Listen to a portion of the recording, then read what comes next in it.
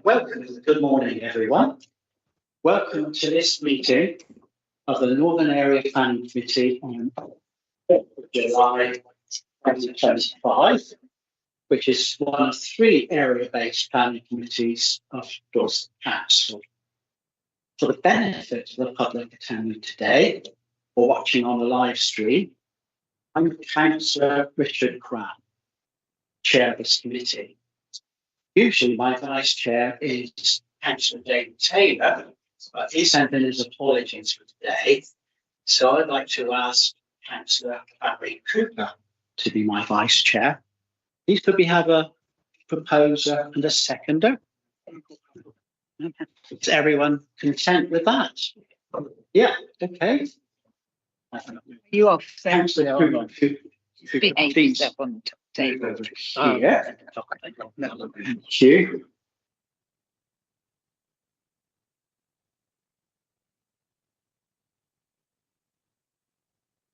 Thanks, Barry.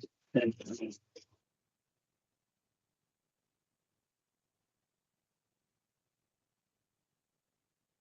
meeting is being live streamed and will be available to view on the council website afterwards.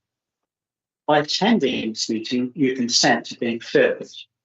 Can I remind everyone that when you are speaking, please speak directly into the microphones so that you can be clearly heard and seen. Please can I remind members about discussing applications with one another during any adjournments. The Planning Committee is not a public meeting, but a meeting to which the public is invited. All attendees must comply with the ruling of the chair. They must not interrupt the meeting nor cause any undue disturbance. To support this, please switch off your mobile phones or select silent mode for the duration of the meeting. And those using Teams, please ensure microphones are on mute and the device volume is set to 0 to maintain audio quality. I thought it would be useful to explain the format of this meeting to members of the public. This committee is a structured meeting whose purpose is to decide planning applications. The way that it works is that there are 12 members, including the chair. Planning officers present applications to the members and to the public, along with the recommendation. After that, objectors, supporters, and applicants have strictly 3 minutes each to speak. Local board members also have 3 minutes to speak. Once the public speaking is complete, members of the committee then ask mostly technical questions of the officer about the application. Once those are satisfied, we move on to the debate. At the end, a vote is taken to decide the planning application. The nature of the meeting is that strictly no questions or interruptions may be made by anyone who are not on the committee. Also, no papers or evidence can be handed to the committee at any time. Just to remind everyone, only those who have registered to speak in accordance with the speaking protocol will be invited to address the committee for a maximum of 3 minutes. No material is to be circulated. We have 4 planning applications to determine today. The first is for the demolition of a garage block in Wingfield Road, Sherborne, to be replaced with 2 dwellings.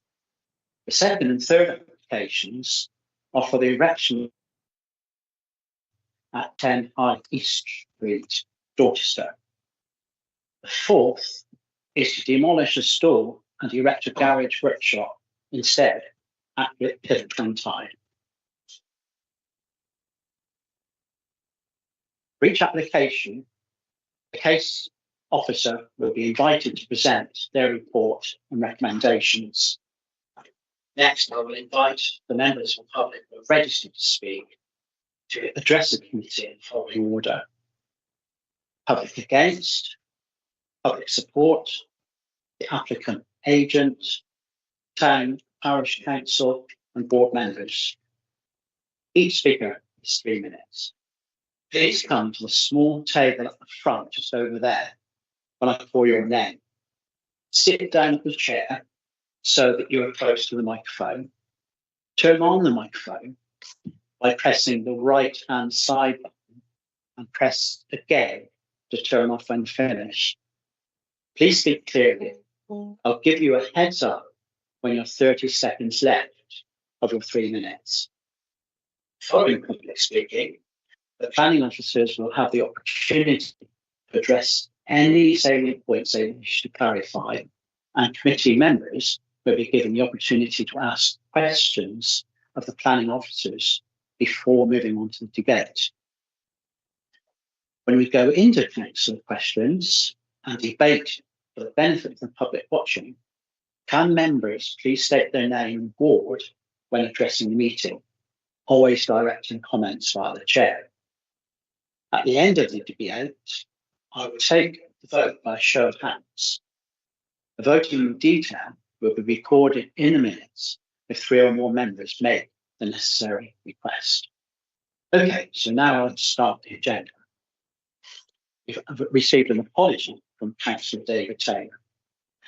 Do we have any declarations of pecuniary interests or other conflict, interest, bias, or predetermination? No. The minutes of the last meeting. Please can we show, by a show of hands, approve the minutes of the last meeting held on Tuesday, 27th of May. Thank you for that. I will sign that after the meeting. Public participation. Members of the public wishing to speak to the committee on a planning application should notify the Democratic Service Officer no later than 2 clear days before the meeting. The deadline for this meeting was Friday, 4th of July at 8:30 a.m. Are there any members of the public who would like to speak now before the applications are heard or when your application comes up? Okay, so they'll be heard when the applications come. Today we have 4 applications, as I mentioned before. As a very rough guide, I think the first application will take around an hour to decide. The second and third, also around an hour. Of course, I'm very wrong on this. We really don't know until it happens. The fourth, up to around 30 minutes. Our Democratic officers today are John Miles and Megan Rochester. I'm being supported by Hannah Smith for planning and Lara Altry for legal. Enrico De Marino is providing support for highways. Is Enrico here today? No, I don't have Enrico. Okay then, so we can now move on to the applications.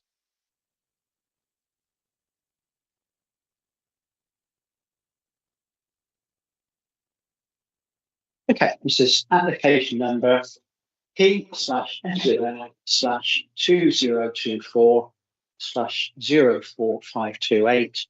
The garage is at Wingfield Road, Sherborne, DT93HH. This is to be presented by Jenny Roberts. Please, Jenny, would you go ahead? Thank you. Yeah, as she said, this is for demolition of existing garage block in Wingfield Road in Sherborne and a redevelopment of 2 dwellings. Here's the location plan. So it's brownfield site, where bungalows to the north in half acres, and there are terraced houses to the south in 4 sections. Aerial photograph of the sites, you can see the 2 garage blocks here. Surrounded by bungalows to the north, terraced houses to the south. The site is located within the Twine development boundary for Sherborne, and it's located outside of and adjacent to the conservation area. This blue line here, boundaries of conservation. It's also within the hydrological catchment, so it was a more special protection area. And our additional phosphorus loading from new developments must be mitigated against. The occupation use. Yeah, just a bit louder, closer to the microphone. Yeah, there are 48 garages, 37 of which are currently occupied. The rental of those 37 garages as follows. So there are 11 people who live in Horse Castles, and there are 11 who live in Wingfield Road. There are 3 people who rent them who live approximately 5 to 10 minutes walk away. 6 people who have 10 minutes walk away but still in Sherborne. 3 who live outside of Sherborne, and 3 are unknown applicants. The applicant doesn't have any access to the rented garages, but based on their knowledge and estimations, they considered there are 5 cars installed within the garages, 24 are used for storage, and they're not sure about the remaining 8. There's no electricity for charging electric vehicles at garages. It's the existing site plan, so we have the garages shown here, and then these lines here, the straight lines here, are bungalows that we those. There's approximately 8.6 metres from the rear of the bungalow, number 7.5 acres, to the garages, and approximately 7 metres from the rear of the bungalow to number 3.5 acres. From the rear of the bungalow, 3.5 acres to the garages. This is the existing elevations. So as said, there are 48 privately rented garages. There are 2 blocks. They're rented out on a 1-month rolling basis. Garages are approximately 2.35 metres high, and each is approximately 2.13 metres wide, which is smaller than modern standard for a parking space at 2.4 metres broad. Garages are in full state of repair. As very 37 units are occupied, most of them are used for storage, and it's estimated that 5 of them store parking cars. This is a proposed site plan. So there are 2 detached shelly bungalows with gardens, each with rear access. Each has 3 parking spaces, including an electric charging point for each dwelling. The Highway Authority is happy with the impact on highway safety and parking provision for those dwellings. There's good visibility in both directions. The distance from the rear of the block 2, which is the northernmost property, is approximately 11.8 metres away from the rear of 7.5 acres. And the dwelling is located approximately 3.3 metres off the boundary. The rest of the garages are currently on the boundary. The 2-metre high boundary fence along here to the north and along here to the south, and a 1.2 metre stone wall to the front by the parking, which will carry on the existing stone wall here. Same goes to the south, carry on with the existing stone wall, which is here.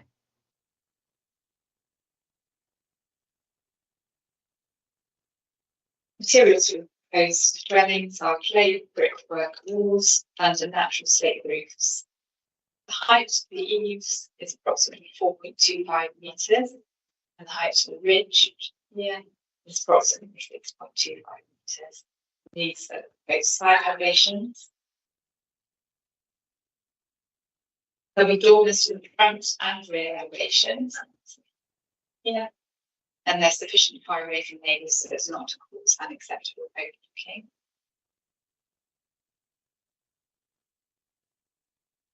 This is a section showing the 2 dwellings. There are roof lights which will face towards the bungalows to the north, but these, as you can see, are above eye level, so there won't be any overlooking caused by these.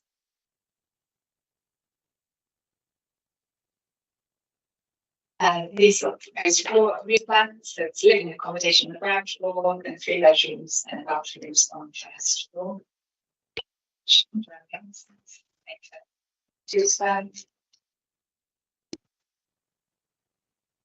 It is the area again, to show you in context with the those north. So these photographs are looking from all castles up Wingfield Road inside its left, just past.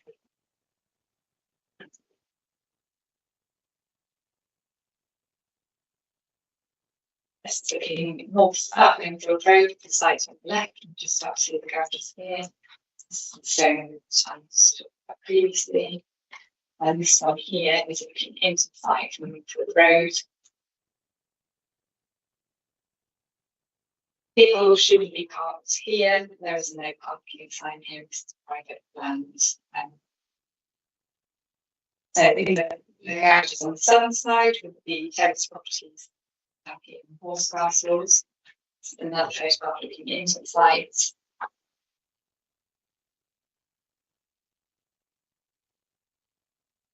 And this is into the side, you can start to see bungalows to the north here. And Harwood Acres.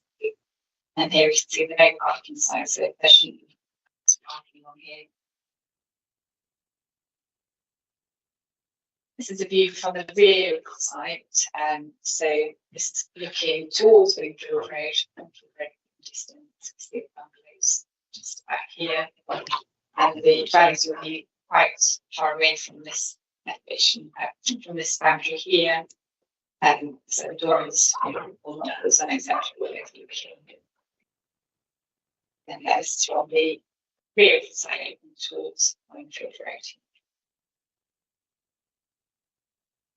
This is looking northeast towards the site entrance. So from the site, so this is Wingfield Road on here. Looking directly onto Wingfield Road, and this is looking to the east from the site onto Wingfield Road.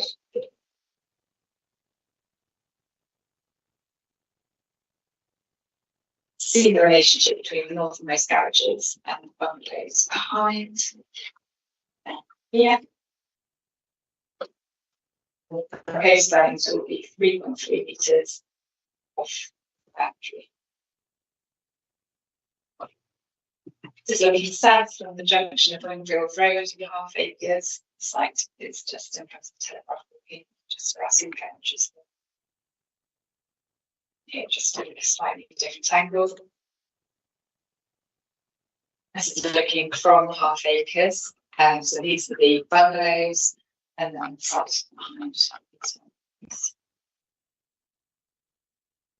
In terms of planning considerations, the site is within the defined development boundary, so the principle that new residential development is acceptable.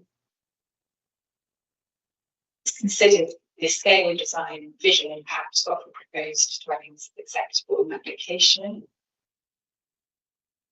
And as regards the residential immunity of the existing dwellings, they will not be overlooked as previously demonstrated. And they have settled the boundary and considered they won't be overbearing or resulting in unacceptable risks on height. There's a construction management statement conditions which would minimise the likely impact of development on neighbours and the highway network. This would include parking of site operatives and visitors, loading and unloading of plant materials, storage of plant materials, delivery, demolition and construction while working hours, and measures to deal with the disposal of the roofs which may contain asbestos to ensure that it doesn't close the house healthy. There's a low risk of flooding on the site. The highway authority is satisfied as regards highway safety and parking. There are private garages which are independent from any development. There is no cost requirement to retain them. As previously said, they're provided on a monthly rolling basis, and there's no way of securing parking for benefit of the locality.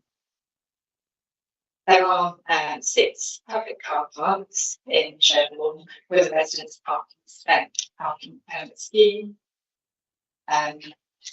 The application is below the threshold for biodiversity net gain, and any ecological impact assessment has been submitted, and that recommends some ecological enhancement measures.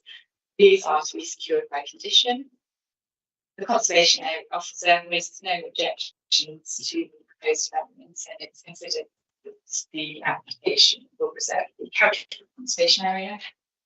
As previously stated, this site is within the catchment area for Sunset, Levels and Moors. And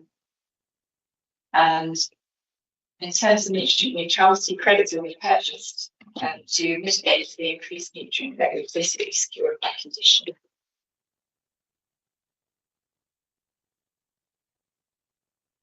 We have amended condition 8 set out in the report to include the details of the nature of the asbestos and the methodology for the demolition and disposal of the asbestos to ensure that it doesn't pose hazards to human health. So in conclusion, the proposal accords with the development plan, therefore we recommend that planning permission is granted, subject to the conditions set out in the report and amended condition as previously discussed. So the recommendation is to grant planning permission subject to conditions as listed below. Thank you. Thank you, Jenny. Okay, please go and ask Councillor John Andrews to come up and speak. John, you have 3 minutes, and I'll give you a 30 seconds next time. Thank you very much, Chair. John Andrews from Sherborne. I'm representing the members as a member of the public today, not as a councillor. Just a little bit of history. I was a resident in Wingfield Road. Well, my parents were residents in Wingfield Road from 1969 to 1975. I remember playing football in the streets down there. This morning, I wouldn't have been able to get a fire engine ran from the Richmond Road junction along Wingfield Road. Wingfield Road is 2 rows of houses, odds one side, evens the other side. 72 houses in total. There wasn't one space available on one side of that road this morning. The other side is left clear. I think there's a real hazard to public safety with what is happening down there at the moment, let alone displacing any vehicles that are currently in those garages. I have to say the houses look very nice design, just in the wrong place. When we displace those houses, and it's going to be a problem. Those garages or those vehicles in those garages, it's going to be a problem. I noticed during the presentation there were no pictures of Wingfield, the actual Wingfield Road with the 72 houses and the junctions, and there's one car parked at the entrance to the new site. This morning there were 4 vans. That's the kind of vehicle displacement that's going to happen when and if we do this. So I'm asking you not to accept this. The sheltered accommodation that is half acres, which is behind this proposed site, will need emergency vehicle access, and it does now. They wouldn't have been able to get there this morning. I can categorically say that without damaging vehicles or moving vehicles. So that definitely needs to be in consideration. Some of those garages are used as storage for people that are self-employed. So moving those garages, and there's none available within Sherborne, would mean that they have to find other storage facilities somewhere completely different, and they would so it will have an effect on employment as well, local employment, as everybody likes to use local people. Just to sum up, the removal of all these essential assets to provide space for just 2 detached houses is completely disproportionate, unnecessary, and in no way helps to alleviate the shortage of low-cost housing in Sherborne. It is essential that this application be rejected. Thank you, Jeff. Thank you, John. Please can I ask Janet Lindrich to come up to the table and speak?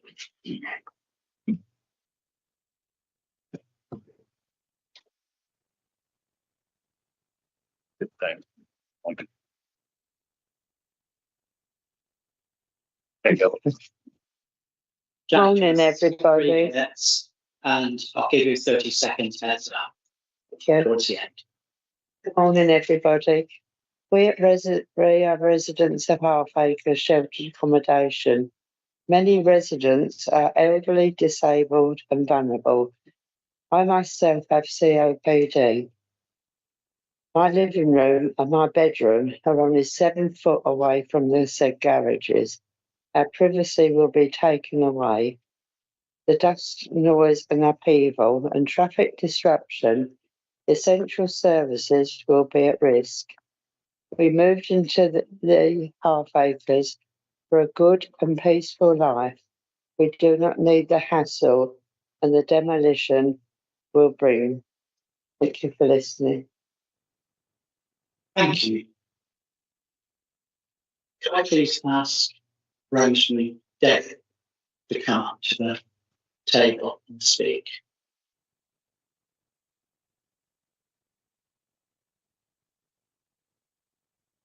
Rosemary has 3 minutes. I'll give you 30 seconds. Good morning, everybody.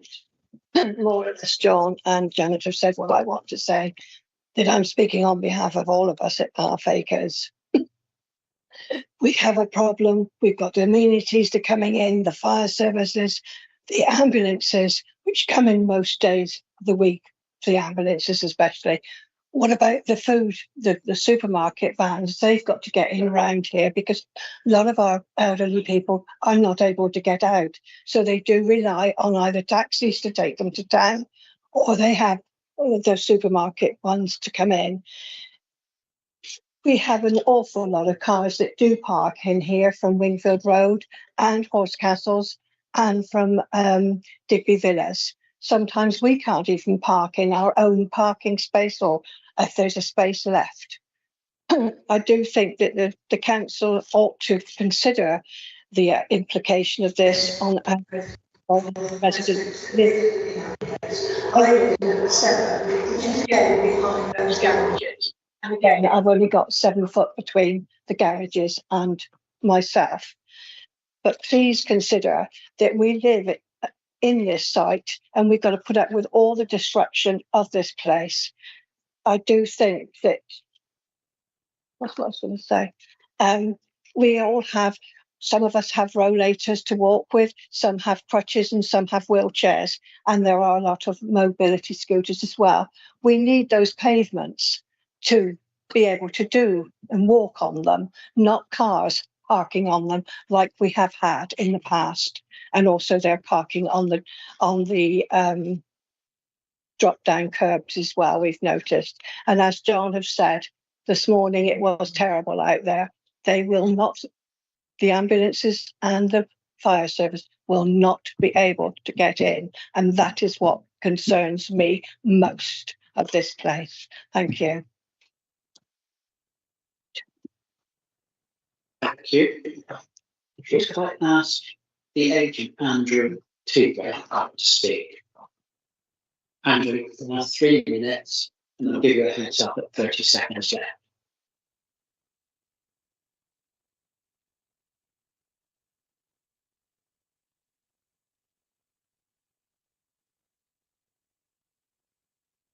Good morning. Thank you, Chairman.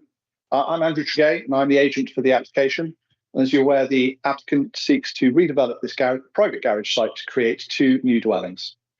As set out within your officer's report, the site is located in a highly sustainable position, a short distance from the town centre and well within the development boundary. There can be no doubt that this is a suitable location for new dwellings. There are no technical objections from any of the council's specialist officers, including your highways officer, and we fully endorse your planning officer's recommendation to approve and support the proposed conditions, including the construction management plan. During the application process, we acknowledged there have been some concerns from a few residents over the parking situation, and I wanted to reiterate what was set out in the officer's report and within our own submissions. This is a private garage block and is not associated with any specific development, nor has it any requirement to maintain space for any particular properties. The site does not form part of the council's parking strategy, and as has been seen, supports a very low number of cars at present. The garages were built in the 1970s as a private enterprise and are reaching the end of their lifespan, thus increasingly requiring costly maintenance that is simply no longer viable.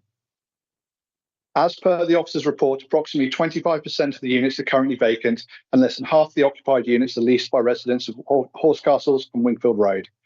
Whilst the applicant does not monitor usage, it's estimated the majority of the leased units are used for storage rather than parking.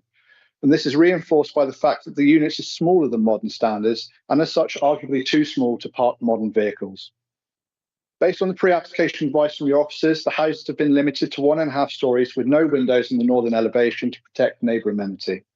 Each of the proposed dwellings has 3 parking spaces, including space for electric charging points, and have private gardens. Given the worsening condition of the units, the applicants have sought an alternative use for this brownfield and highly sustainable site.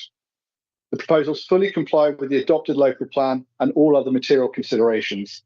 There are no technical reasons why this application should not be approved. We therefore respectfully request this committee supports the officer's recommendation to approve. Thank you. Thank you. Could we just ask members for any questions that you may have of the application? Councillor Fry. Thank you, Chair. Councillor Les Fry, Dorchester West. Jenny, thank you for the presentation. Tell us more about the parking in that area. Why are the people parking in the roads there? Are they going to work locally, or is that just because it's free parking? I think lots of them are residents, but yes, it could also be that. We don't know the specific details of who's parking there. However, it is quite separate to the garage lot, which is a private entity. There is they're provided on a monthly basis, as previously stated. There's no way of securing parking for all benefits for the locality. They could cease allowing people to use them at any point. So yes, whilst we don't know the precise details of who's parking in those streets, it's not hugely impacted on by the garages because they could be taken away at any point.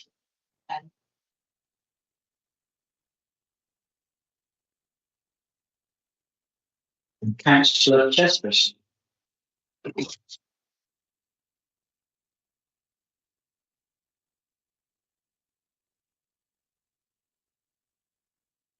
I'll ask my shortcut. I don't seem to have a microphone.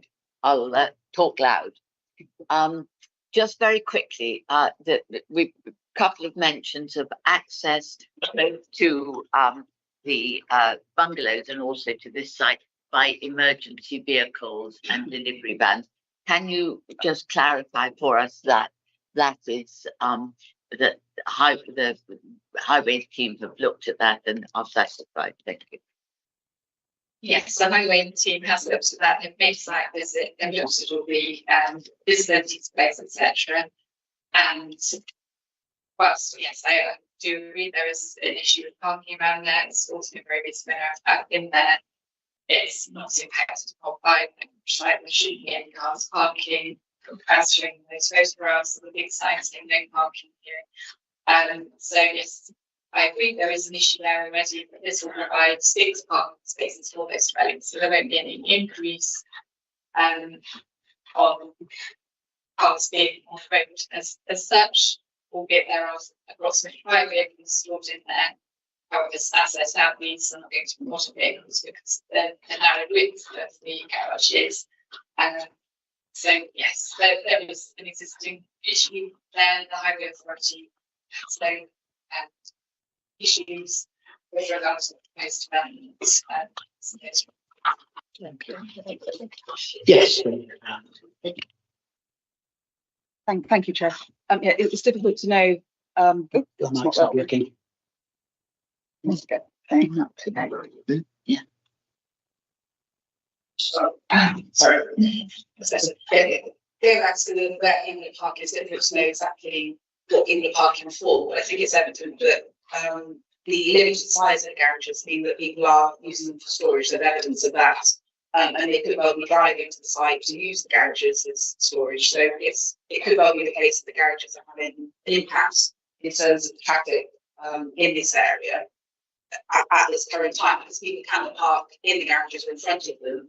There is evidence from photographs that people are parking in vacant sections, probably park if they're accessing those garages and storage, which is the actual area where they're not supposed to be parking. So the proposed development has sufficient parking, 2 spaces for each dwelling and a visitor space for each dwelling, which is sufficient parking. So the proposed development there, in its own right, will not have an adverse impact because it will satisfy itself. So then we're left with, would there be a loss of parking from the site that will contribute to the existing situation, which is obviously not ideal. And that's the key. Will it contribute to the existing situation? It can't be responsible for solving it, but will it contribute? And I think the evidence we have from Jenny's reports and for the applicant's evidence is that the existing situation is not providing good quality parking for the area. It could well be making the situation where people are travelling to the site from quite a large area to park here. So it's very difficult to tell in terms of parking habits, but it could well be that removal of the predominant storage use in this area could have a beneficial effect. We can't be exactly sure where the parking, but we can be sure that this development has sufficient parking to serve the site. And in terms of emergency vehicles, people should be parking in accordance with the highway rules. So I know that when parking is scarce, that people do park in appropriate ways, but there are other means to address that other than this application. I completely understand the concerns about emergency access, and it seems like that is the situation now, and it's will be a situation you make worse by the proposed development and removal of these garages. Thank you. Thank you. Okay, thank you. I just want to make a couple of points. A very important point is the fact that Harfake is just behind the garages is sheltered housing. And this means that we get a high number of emergency vehicles, such as ambulances and even fire engines, more than you would get in a normal situation, in a normal neighbourhood. We also get carers cars coming and going, and sometimes there might actually be a couple of cars parked just to look out to one residence. So we do have all of that. Also, we have, apparently we have in those garages an unknown number of cars. And the concern is what's going to happen to those cars, and we simply do not know how many there are. Residents say that it's far more than 5, probably more like half, maybe 20 something. But the problem is we simply don't have any evidence or any numbers whatsoever, the way I see it at the moment. Councillor Vitale, please go ahead. Yeah, if mine works. Hello. Yeah, thanks, Chair. Take all those questions. I just want to say, in terms of the town council suggestion, I just want to drill down into these last 2: public safety, basically the shelter accommodation, and diminished access for emergency service vehicles. So, can someone just clarify what the current situation is? At the moment, emergency vehicles are having to use private land, this site, to access that building. Can you just? I'm sort of lost here. What is the concern about changes to residential property? Yeah, they're not having to access this private land. They're struggling because there are cars parked on both sides of the road and they simply can't get down. It's inconsiderate parking is the problem here. That's So to clarify, the concern is that this development will intensify the parking situation because cars currently parked on the side of the space of the road. Now make it more difficult for the emergency vehicles to access. Okay, I recognise you're making a question after the situation, but I suppose it's important to realise that it's not up to the applicants to solve that issue of parking. It's important that they don't intensify it, but the applicant surely isn't responsible for solving the parking situation.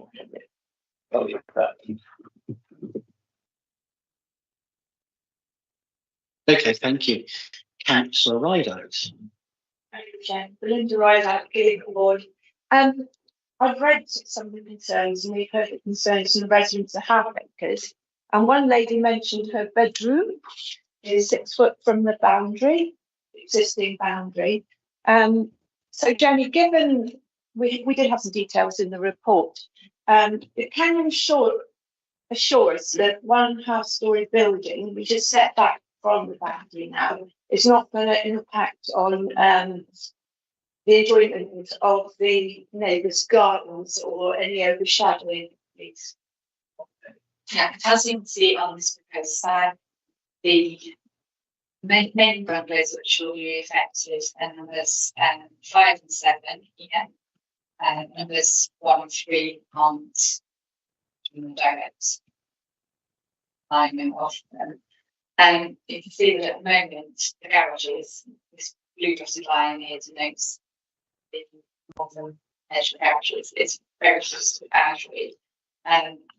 It's a little over 2 metres high, 2.35 metres high, the garage block at the moment, and there will be a 2 metre high fence here. These are 3.3 metres off the boundary. Although taller, they are set back. There is also a 2 metre high fence there, as stated, which will have the same or similar impact as the garages do presently. So, yeah, it's considered that it is far enough away. I think it's yes, it's 11.8 metres from the rear of number 7 to the rear of box 2 with a 2 metre high fence in between. We're again overlooking because the end windows at first floor level are roof lights, which are above eye level. So yes, in terms of impact on immunity, it's considered to be acceptable. It's acknowledged that during the construction phase there will be some disruption, but we do have construction method statements which will be conditioned to try and minimise any disruption and make sure that there isn't too much of an issue. But obviously some disturbance during construction stage will be inevitable. This is also short-term, limited events. Councillor Fry. Thank you, Chair. We've heard that the garages were built in the 70s are coming to the end of their life. We've heard that they're very narrow, narrower than current parking situations. Do we know if the cars are that are stored in there, and we can guess the number of cars that are stored there? Do we know if they're stored there or parked there? It may be that some of those end up on the market in due course and to reduce the impact there. We don't have that information because the applicant doesn't have access to garages also being rented. So based on sort of their best guess and their knowledge of what's there, that there isn't any actual evidence because they don't have access to garages. Thank you, Jenny. Is there a TRO in the road outside there? Or are we aligned to any of the control? I don't believe so.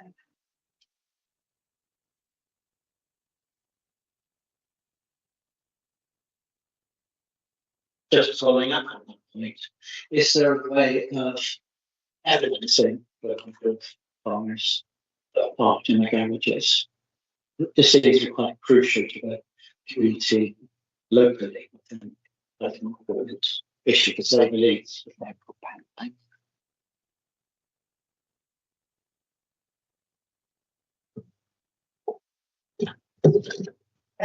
We asked the applicant for that evidence, and they provided the best evidence they have, which is they estimate that 5 cars could be parked in there, potentially. There isn't evidence of high use of cars parking there, and we can't provide anything more now.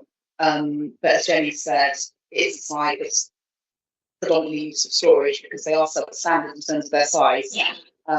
They're at the end of their lives, and there's no way of retaining them. So the whole use could cease within 1 month of the owner giving notice. There's no way of supporting that, like a public car park where it's available to public use. I think that's a material consideration. That's why we don't know exactly how many cars are using. To look at this development proposed, will it make the situation worse? And we don't have any evidence that it will. I think that potentially it could make it better if the storage use is ceasing and people aren't travelling from. There is evidence of things being rented from outside of the immediate area, so people are travelling to this site to use those garages at present. And I think overall, there's no evidence to show that it will have an extra adverse impact on the parking situation, or there would be any policy conflicts here. I can't cite any policy in the development plan it would conflict with.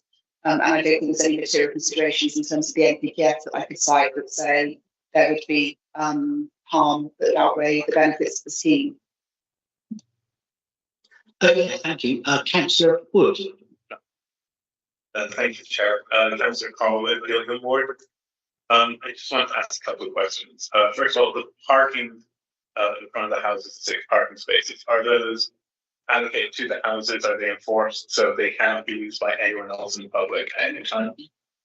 And then the second would be, there was a condition there that the display areas must thereafter be maintained and kept free from all obstructions. And there's another one about maintaining and permanently maintaining some areas. Who's responsible for that? And who's kind of overseeing to make sure that's done?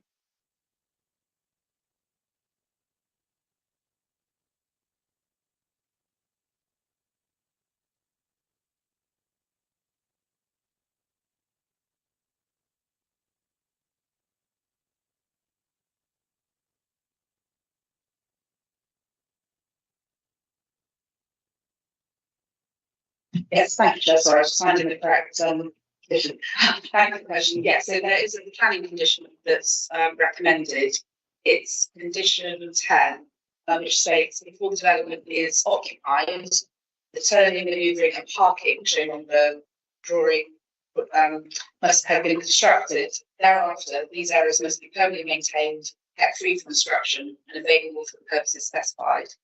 So they are allocated to the units, and there's a condition that for the sites of use they had to be provided and maintained. So if they were not maintained or not provided or used for any different purpose, there would be a potential breach of that planning condition. Okay, thank you. Councillor Vitale.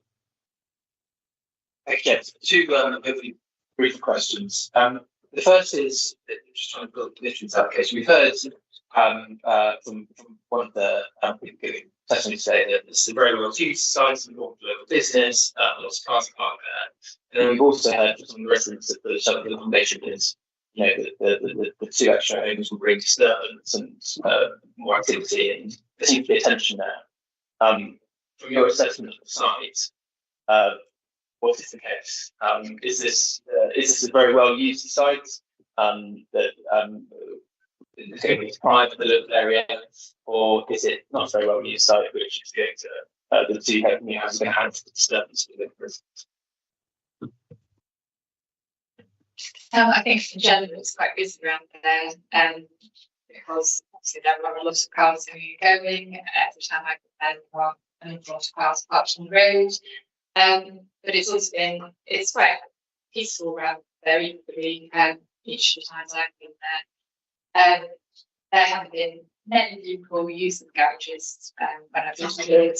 However, it's only 2 dwellings in a residential area, so it's not going to have a vast impact. It's not massively intensifying use of that site, just to have 2 new dwellings there. That's helpful. The second question is that there was no comment on the application by the police. Especially looking at the condition of it, and if it's not particularly well utilised. The police have no concerns about antisocial behaviour done there, and following up on that, if the owner is having problems filling his units from a financial viability point of view, is there a concern that antisocial behaviour might increase that site? I'm sure that's something that I could really answer. I think that would be more of an issue for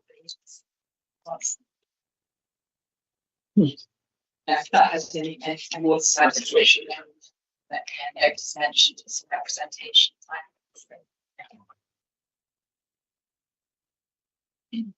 Okay, thank you for that. Councillor Major. Thanks, Chairman. Councillor Major, Dorchester Street.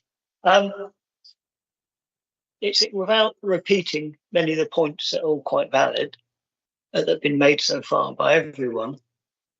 I can't see a reason for us to not support it. The current uses of those garages, because it's a private site, really is irrelevant. There is potential for this to have an effect on the road in parking issues. Other than that, it's perhaps down for the council to look at ways of mitigating that parking and on the neighbouring streets to improve it. I don't know what the current scheme of parking is, if there is one, if it's free for all, if it's permits. Parking is such a contentious issue across Dorset, but I don't see how this application does really. Why should it take the fall this site, a private site? That's my comments. I don't really have any questions. Okay, thank you. Not quite into the debate yet, but we'll soon be there. Councillor Jesperson. Thank you, Mr. Chairman. I was also going to make that, if we finish with questions, I was going to make a comment, if I may, very much along the same lines. We're talking a lot about the parking issues in Winfield Road, and I'm very sympathetic to the problems that the residents are having. But we're confusing two issues here. This is a private site owned by a private individual. It's not his responsibility to provide parking to alleviate parking in Winfield Road. This landowner could decide to demolish those garages and use that site for anything else at any time. And so the parking in Winfield Road, as I say, is not really a relevant issue to this planning application. The only thing that could concern us is this planning application likely to exacerbate the planning in Winfield Road and the neighbouring roads. And I think we've had clear steer from our officers that there's absolutely no evidence to suggest that it will. We don't know how many cars are routinely coming parked in those garages, but we think it's 5, and they may be, some of those may be classic cars. That's the evidence before us. The suggestion is also made by our officers that in fact having these two houses there might alleviate the parking issues in the neighbouring streets. And again, that we haven't direct evidence of that, but that's as likely as that it will make it worse. So I think while I'm sympathetic to the residents, I think we as a planning committee have to understand that it's not responsibility of this landowner to solve a parking problem in a neighbouring street. He has put forward a planning application for 2 homes on that site, and we're told that there are no material considerations that could lead us to object to that application.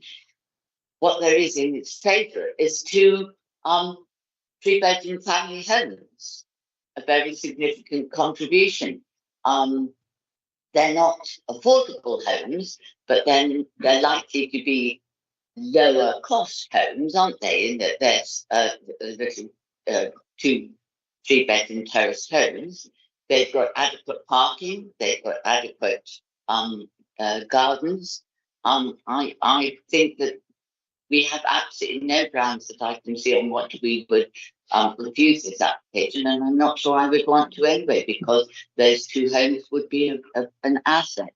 So I think I'd like to propose that we accept this with the amended condition that the officer, we approve this with the amended condition that the officer mentioned at the beginning of her presentation.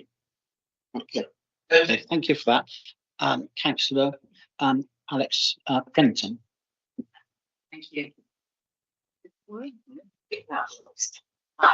Hi, Councillor Brent from the Literature Action Board. I am a foreigner, but forgive me. We have this issue many times in my ward.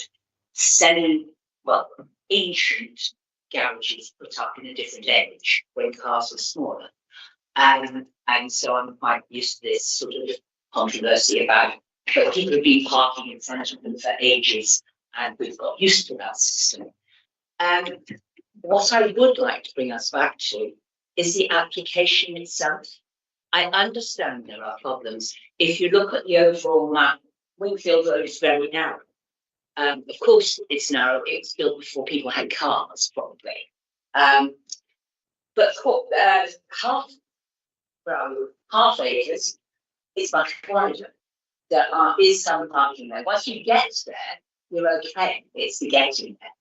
But just to bring us back to the application itself and the design of the cottages, they are a bit blocky. But that's because they don't want to overlook or impose on properties north and south of them or either side of them.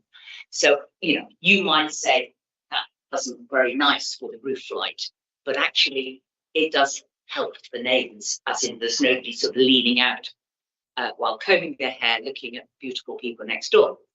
The other thing is that the fence that will surround the site is actually slightly lower than the bulk of the garages was, and the houses are set back. And instead of having concrete or tarmac or whatever broken surface there was, there will be grass, there will be trees. It will green the sites considerably. I mean, it's not going to be a nature reserve, but this is actually what we would like instead of having too much clunky old carpet tarmac. We know that these garages aren't going to last forever. So what are we going to do when they fall down? I doubt that a private owner like that would actually put a car park in there and start charging, because that would be even more difficult. My only issue with the design of the cottages is actually, I can see that they're supposedly going to be built to modern standards, so they will be insulated, they will be relatively low carbon. I would have liked to see some rainwater collection and reuse mentioned in them. But I'm thinking in terms of the design of the buildings, because it's a planning application rather than a parking application. So I would be happy to second Councillor Jesperson's proposal to accept, even though no doubt this will upset some people in the area, but it won't upset the actual plot, which is what we're supposed to be talking about. Thank you. Okay, thank you. Councillor Fotheringham. Thank you, Chairman. My comments been covered. Thank you. Okay, thank you very much. But it seems that we do have a proposal and a seconder. Are you happy with the proposal, Councillor Jesperson, as you put it? Yes. Okay, and Councillor Brenton, you're happy? I'm not sure, Councillor Fry. Yeah, can we just? Councillor Fry, is this a point that you need to make? Please go ahead. Okay, thank you. Les Fry, Bristol West. I was just going to ask about the parking in Wingfield Road. Is that from the bungalows, do we think? Do they have adequate parking? Because it seems unnecessary if they're parking in Wingfield Road when they actually, Wingfield Road is offering them free parking effectively.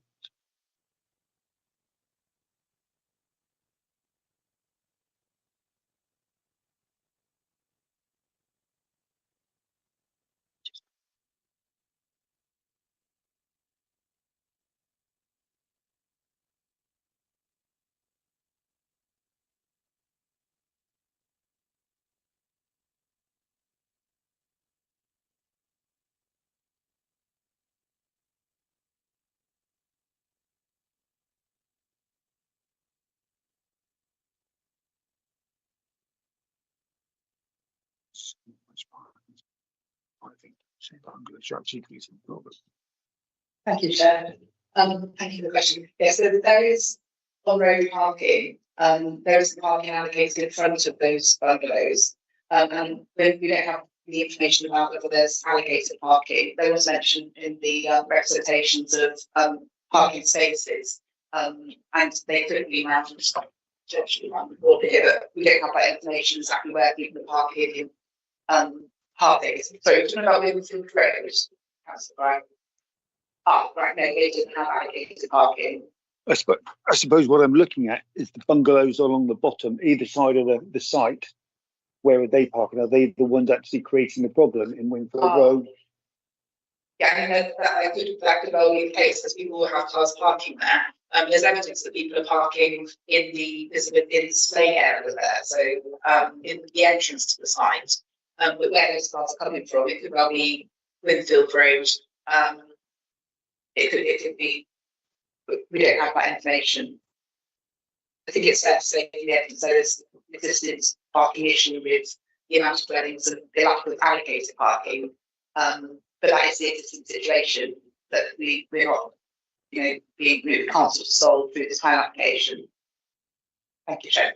Okay, thank you. Just one more point that I would like to make is, if this planning application goes ahead, is there any condition to condition builders of vans and vehicles to park in the area of development? Because I know for a fact that there'll be a massive overload of parking very quickly in that area if and where construction goes ahead. Thank you, Chair. Yes, the construction management statement will cover that because it has to, it's condition 8, proposed condition 8. It must include details of the parking of vehicles, of site operatives and visitors. So this is to do with the construction phase and to ensure that there is an adverse impact through the construction phase of construction vehicles parking off-site and causing an issue. So details of that will have to be provided, and that also includes where loading and unloading plant materials will be, also storage and the delivery, demolition, and construction working hours. And then we've also added the requirement for information if there's any asbestos in the garages to ensure that's disposed of safely. So all of this is required to ensure that, as far as possible, the impact of construction can be mitigated on the surrounding residential properties. Details will have to be submitted before commencement of the development, so no development can commence until we've got those details, and they will also be shared with our highway colleagues to ensure that it's satisfactory what they're proposing to do in terms of constructing dwellings. Thank you, Chair. Okay, thank you for that. So I think we're ready to move to the vote. We have a proposal from Councillor Desperson and a seconder from Councillor Brenton to support the officer's recommendation. Please could we have a show of hands for all those in favour of the application?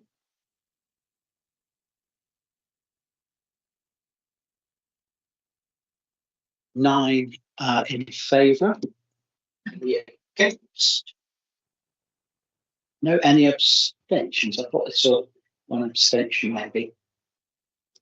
But that is carried. Okay, so this application P/F/2024/045-8 Barrington Greenfield Road, Sherwood, DT9 3HH. Committee has decided to go ahead and recommend the application to be approved. Thank you for that.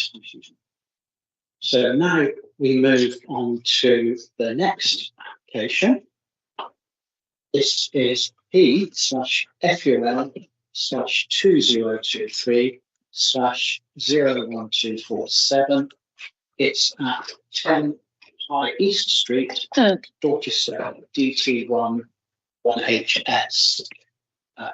Cass Foreman is going to present. Just wait for Cass to set up and get started. Thank you, Cass.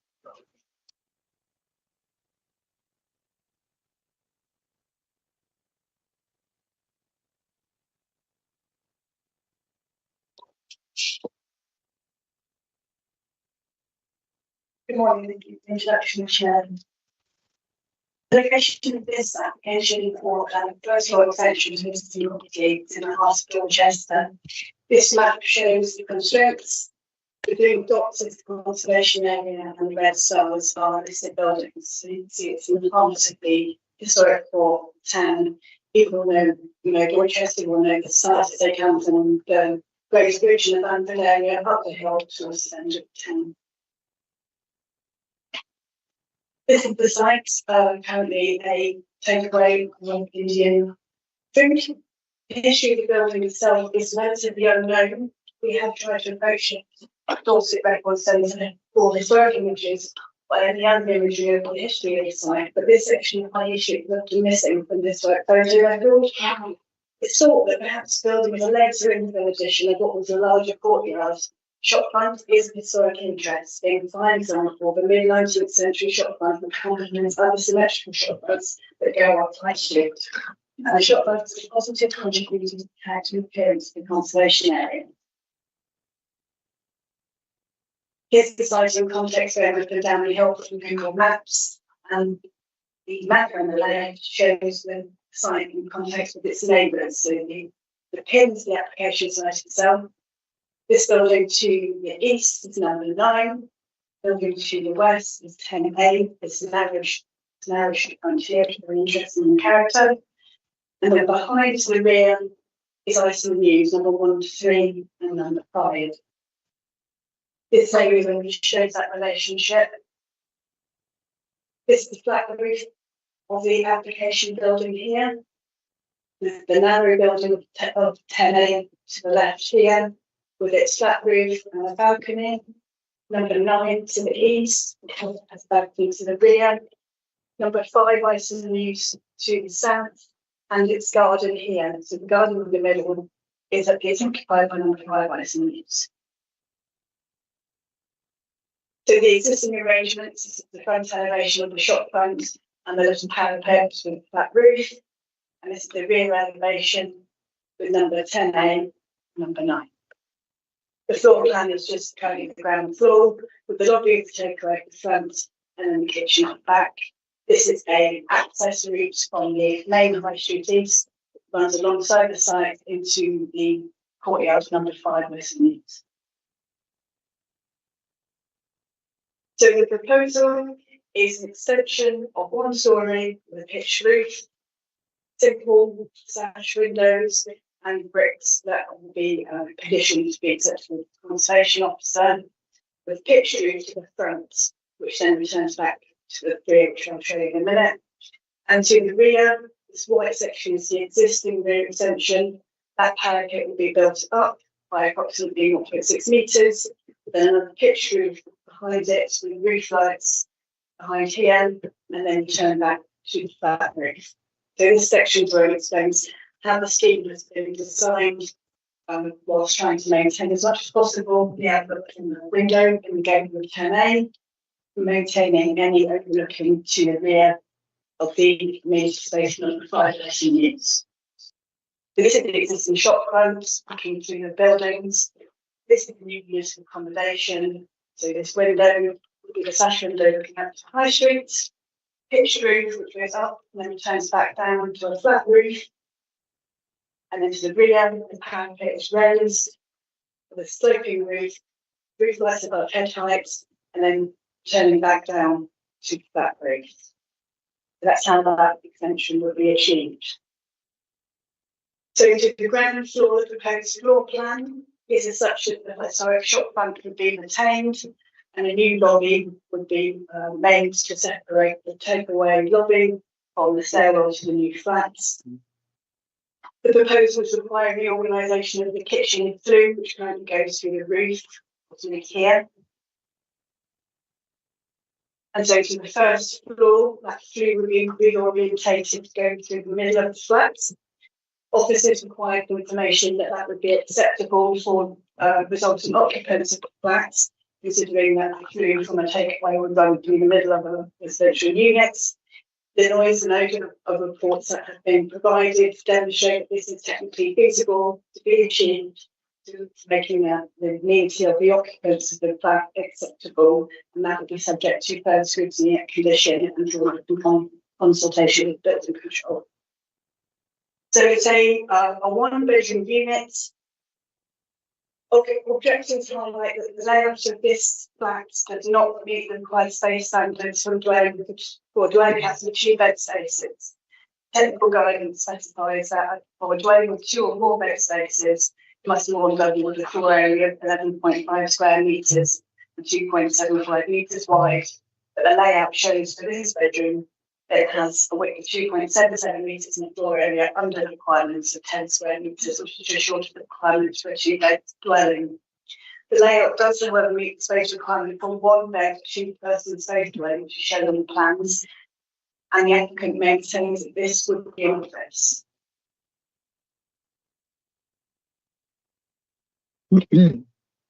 The floor space of the entire flat is 50 square metres, which meets the requirement of a one-bed, two-person dwelling as outlined in technical guidance. It should be worth noting that they could have presented the floor plan without this wall potentially overlap. So that's the proposal. So there are objections from the neighbouring residents, which we're going to now note that they will also come to you with their thoughts. So the scheme has been amended to come forward to make sure that this window here in the side elevation number 10A is not blocked. So turning the roof form will have a pitch roof approximately here, and then go back to a flat roof to not run alongside that wall, so that window would remain open. This is a photo that I took literally hanging outside the window of number 10A to show the relationship, how that currently works. So this is me putting my camera out the window, looking back towards Firelighting Way. This is the existing flat roof of the application site. This wall would be raised by approximately 0.6 metres, pitch roof, and then returning back down. These are photos that I took on the site visit to the inside of 10A. They're not best photos. The room is already quite constrained due to the narrow form of the building, its restricted roof heights, and the layout of the window next to a ceiling chimney. The room already worries a lot of light from the windows to the rear. It is acknowledged that this window will experience a change in outlook from the raising of the flat roof and the installation of the pitch roof to the rear. There will be no blocking of the window, and the light entering this window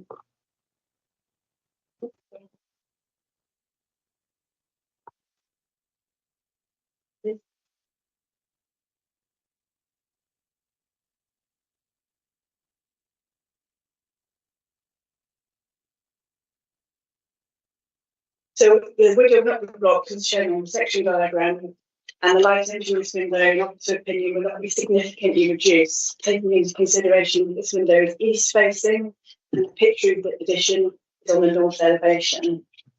There may be some impact on natural light seen by this window from the raising of the parapet wall to the rear. However, this height of 0.6 metres plus the roof pitch, and any impact to the loss of sunlight would be limited to the winter months. Adequate daylight will still continue to reach the daylight officer opinion, and in any loss of light cannot be so significant so to adversely impact the living conditions of the occupants number 10 in your officer's opinion. So regarding the impacts to the rear, this is the existing here to the left. This parapet would be raised, and this is where the break and slope would happen with the pitch roof behind, 2 roof lights, which would be above head height.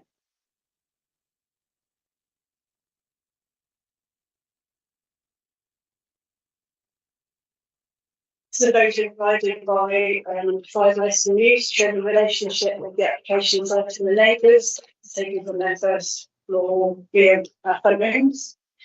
So this shows the relationship that already exists within this courtyard between the residents. This is the garden, number 5 Western News, number 9 here, number 10A here, number 9's balcony, 10A's balcony.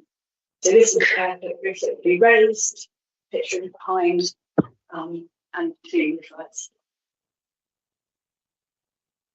This is at ground level, just standing outside the patio area, outside dining area of number 5 Western News, looking up towards the application site here. This will be raised with the pitch roof behind. Number 10A's balcony here, 10A's window, which would have that parapet in front and the flat roof below, and maintained open. This is number 9. You can't see very well because there was scaffolding on my site, but there's balconies number 9 here. So with regards to overbearing to properties impacted by the application, the existing courtyards and balconies already experience mutual over and inlooking between these properties, and it is considered that the perception of this additional surveillance on the roof lights is acceptable, taking into account can't see out of them and the existing relationship between this and existing properties. With regards to potential costs of light, the amenity spaces, and overbearing the property to the rear, the orientation of the application site is to the north, and this should be taken into account as the sun will swing round from east to west, and therefore an addition to the north would have minimal impact on actual sunlight. It is considered therefore that the increased height of the parapet wall by approximately 0.6 metres plus the roof above, but the sloping pitch roof above would not result in significant sense of overbearing to neighbouring properties, considering this wall is already in existence and with the area already experiencing an enclosed and intimate character between them and the neighbours. With regards to the flue, it's currently located here with a flat roof adjacent to number 9. And as I said, it's proposed to put that centrally through the middle of the site, and so it will be located in the middle of the flat roof, approximately there. Noise and odour reports were requested, and these confirm that the reconfiguration of the existing arrangement can feasibly be achieved to be operational in accordance with the noise and odour best practice, so as not to result in adverse impact on neighbouring amenity, subject to a technical design following recommendations outlined in the submitted reports.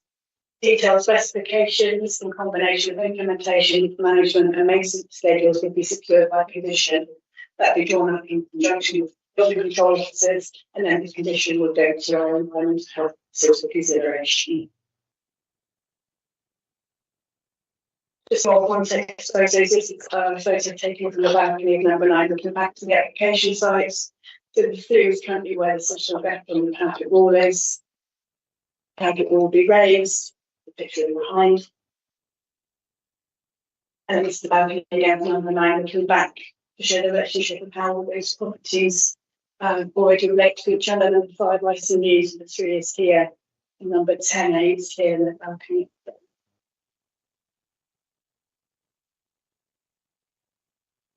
And then another photo taken from the access to number 3, looking down the side, which is in here. The flat roof will be here. The place parapet will be this number 10A, number 9, the community space here. Objection to the scheme raised concerns a light assessment has not been provided for the scheme. One was provided for the initial 2-storey application, proposed a light well adjacent to this window.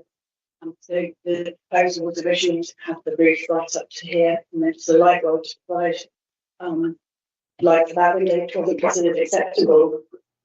And so with the amended plans, the applicant's agent did not submit a new light assessment, and one was not considered necessary by officers to assess the scheme, as this considered that following the site visits and the plans provided, it was acceptable to be able to assess the plans using information that site visit and plans provided.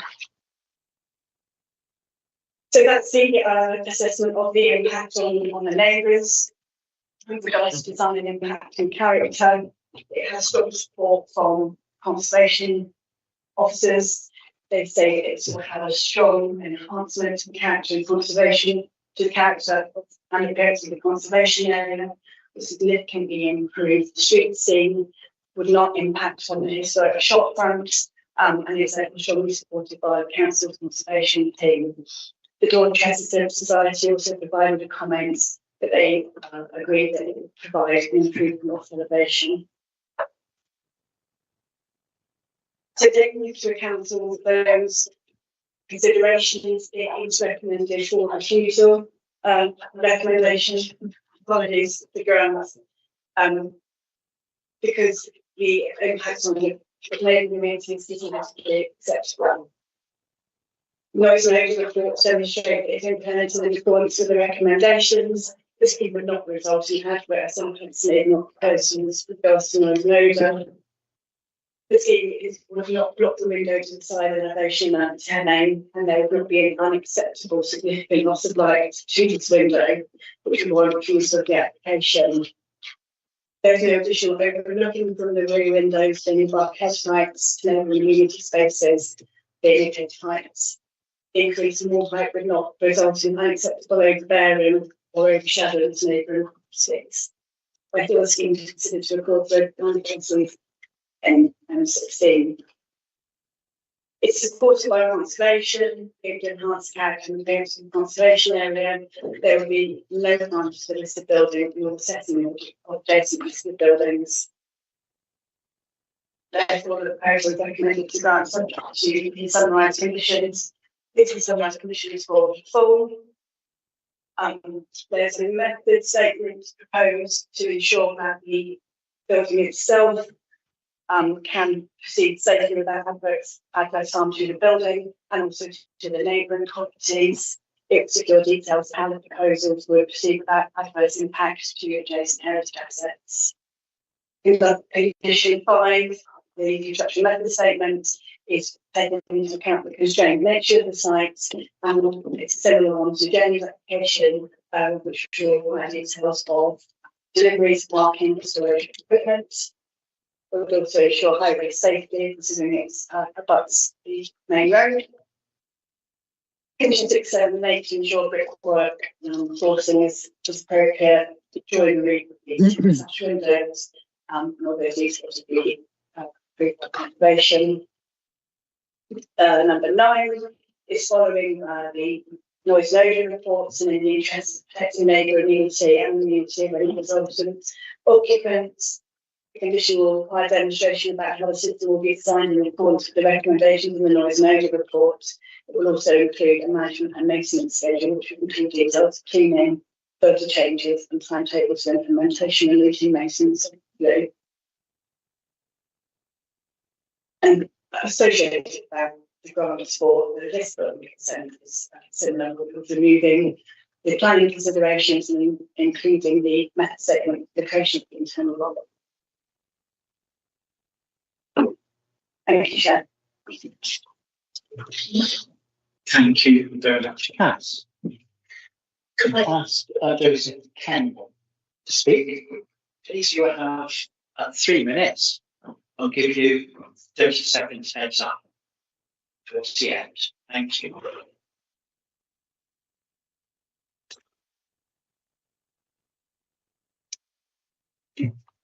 Okay, thank you for the opportunity to speak on this. I live at 5 Ison Mews, and the back wall of my courtyard garden is the boundary wall with the proposed development.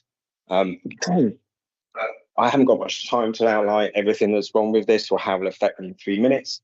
I'll briefly say on the light impact that a northern aspect of the proposed development would affect me in the winter months, particularly at dawn and dusk, when white light is at a premium. And the point, I'm sure, of the Dorset Council planning applications, national and local list of requirements for a light assessment is to give you objective data on this rather than relying on the officer's report.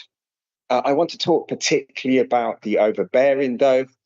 The officer's report has really underplayed the effect this would have on me. Firstly, they have tried to show that it is already enclosed, but in fact, on 2 sides of my courtyard, the walls are less than 2.5 meters high. And then the primary and tallest wall, the only one I can see from my living room, is at the back. The officer's report states that with a parapet, this would only be raised 0.6 meters. This is incorrect. So firstly, the wall that's based on an inaccurate reading of the current parapet wall. The plans have it at 429 centimeters.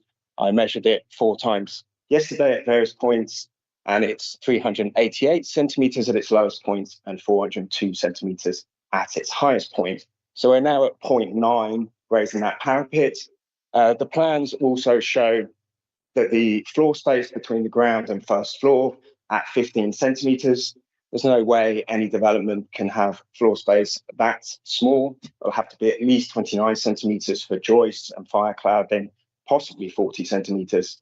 We're now at 114 centimeters that parapet wall is being raised. We then have a further 1.4 meters or 140 centimeters height on the sloping roof, which only goes back a meter from my boundary. So rather than the 60 centimeter height that the officer's report has kept drawing your attention to, It is actually a 254 centimetre raise from a wall that is currently only 4 metres. So we're looking at a 65% increase in height of that wall. It's going to completely overshadow my garden, my living room, and is entirely contrary to spirit plans. Pardon? Sorry, 30 seconds left. Okay, so it's entirely contrary to plans saying that proposals cannot be overbearing. I would say it has to be rejected for this reason, for the reason that if the plans are so inaccurate on the one thing I checked, and no one's seen me check them before, that they can't be trusted to pass a judgment on, and there'll be a significant effect on my light and privacy with the windows. Okay, thank you. Thank you.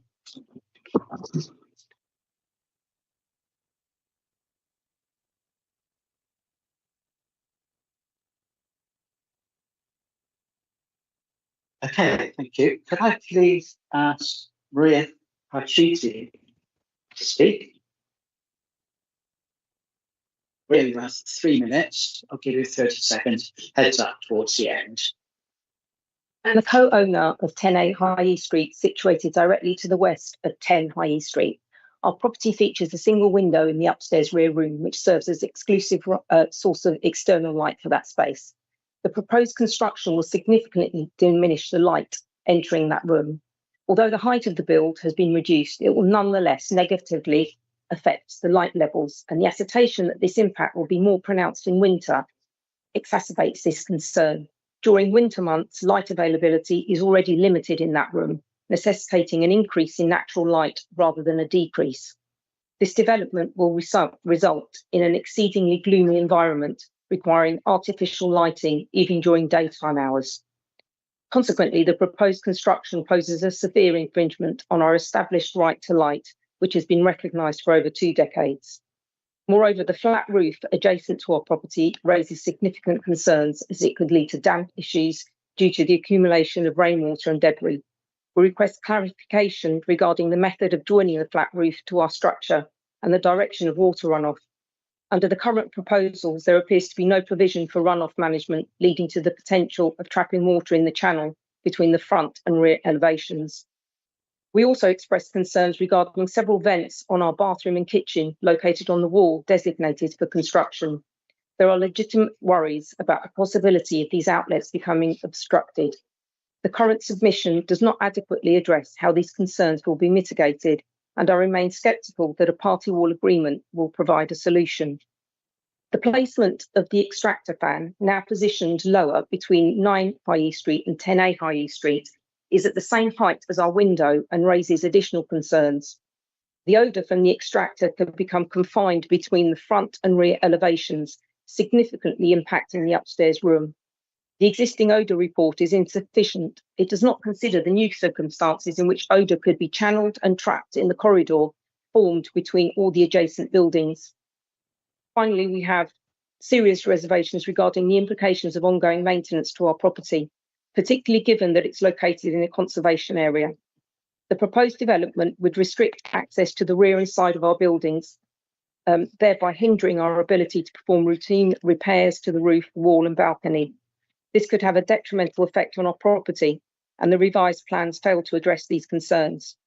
I would also like to inquire about the investigations that have been undertaken to ascertain whether the foundations of the build at 10 High East Street, which is Grade 2 listed, can actually support the proposed construction without undermining the structural integrity of our building, and number 9 as well. I have significant apprehensions that this development may cause structural damage to my building. I strongly oppose these plans. Okay, thank you for that. Now, could I ask you to speak? Still here. This time on behalf of Lucy Tolson. Again, you have 3 minutes, Maria. My family and I reside at 9 High East Street. Unfortunately, I am unable to attend today's meeting.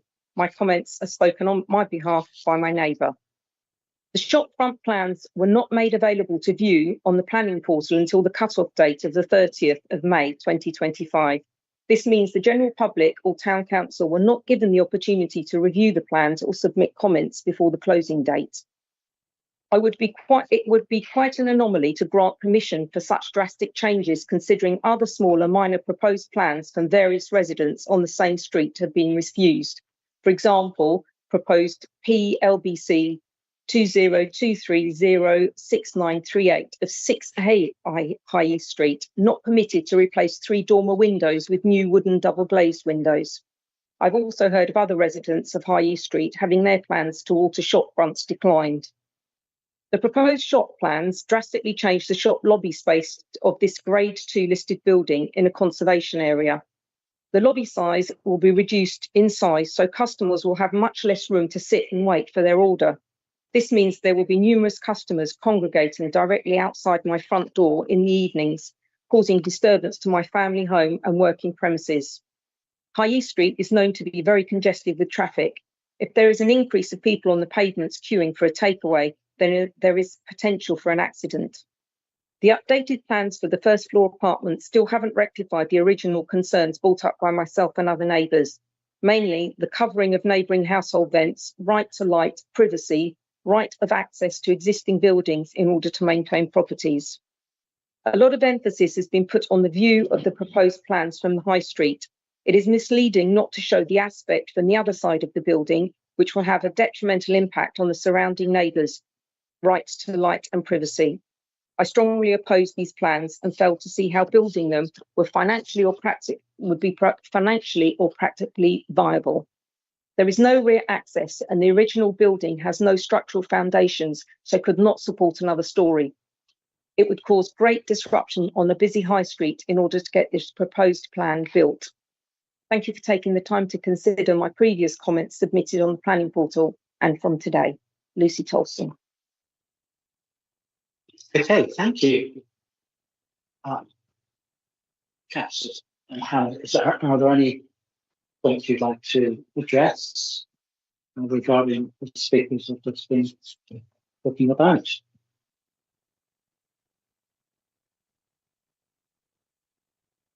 No, thank you. Okay, thank you. Okay, could I now go to questions then, please? Could I go to Councillor Major, who's also the ward member, I believe? Do I need to go to, oh, sorry. Thank you, Chair. Thank you, Carol. Councillor Roy Mason, Dorchester East, the ward member. I've heard the residents' concerns, so I've got a few questions in terms of the comments, but the presentation is very good.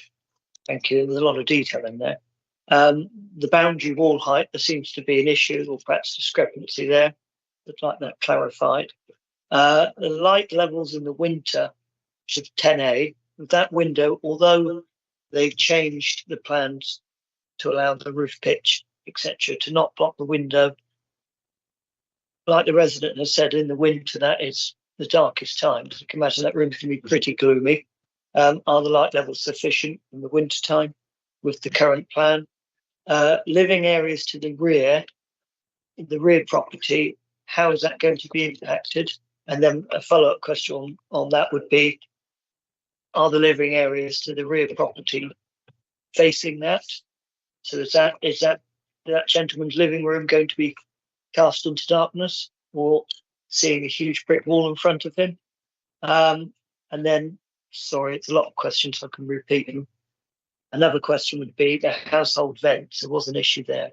I think it was on property number 9. Thank you. Thanks. Thank you. With regards to measurements in the plans, we take that are what's provided to us by the architects as correct. That we don't have the capacity to double check everything that's sent to us, so we make an assessment based on the plans that are proposed. The way it is shows that the existing parapet wall is such as this, and to the left. A parapet wall is raised up by my measurements 0.6 metres, which then takes up to the pitch roof behind. And these section diagrams show how the current ground floor is measured by the architects and how the proposed additional floor would sit and then close relationship. We cannot measure every plan that comes to us, I'm afraid. Thank you. Sorry, Ted. So it's worth mentioning that they would have to implement the scheme in accordance with the approved plans. If it comes to pass that this scheme is not implementable when they come to it, they would have to come back to us with a new application for any changes that were required. And so if they cannot implement a plan that's approved, they'd have to come back to us with an amendment or a new application, which would go out to consultation in the same way. So that's why we have to assess it on its own merits and present it to us. This information. Is that okay? Thank you, Chair. Yeah, yes. Hannah, go ahead. Thank you, Chair. Yeah, obviously the concern about the window is understandable. I think it's useful to have a look at the amenity policy in our local plan that applies. So what's the test in terms of when there's impact on amenity, should we be looking to grant or refuse an application? So the policy states that proposals for development should be designed to minimise their impact on the amenity and climate enjoyment of both existing residents and future residents within development and close to it. As such, development proposals are only permitted provided. And I think the key there is it sets out there can be some impact in terms of development. It's whether it's an acceptable impact. And in terms of loss of light, the test is that it should not have a significant adverse effect on the amenity of the occupier's properties through inadequate daylight or excessive overshadowing, overbearing impact or flicker. So I think we must ensure that we're assessing these proposals against that policy. CAS has done a thorough assessment of the orientation of the development to this window, which will have impact on it. And we haven't found that there would be harm that would conflict with the requirements of policy ENZ 16, which talks about significant adverse impacts. So I just want to make that point, just so we're considering it in the context of the policy and the development plan when we think about that impact on that window, and also on whether there's overbearing on the garden area, considering the context of the site, predominant scale within that area of to mainly 3-storey dwellings, units, commercial and residential units. Just bringing it back to that policy requirement really and what we need to assess it against. Thank you, Chair. Okay, thank you.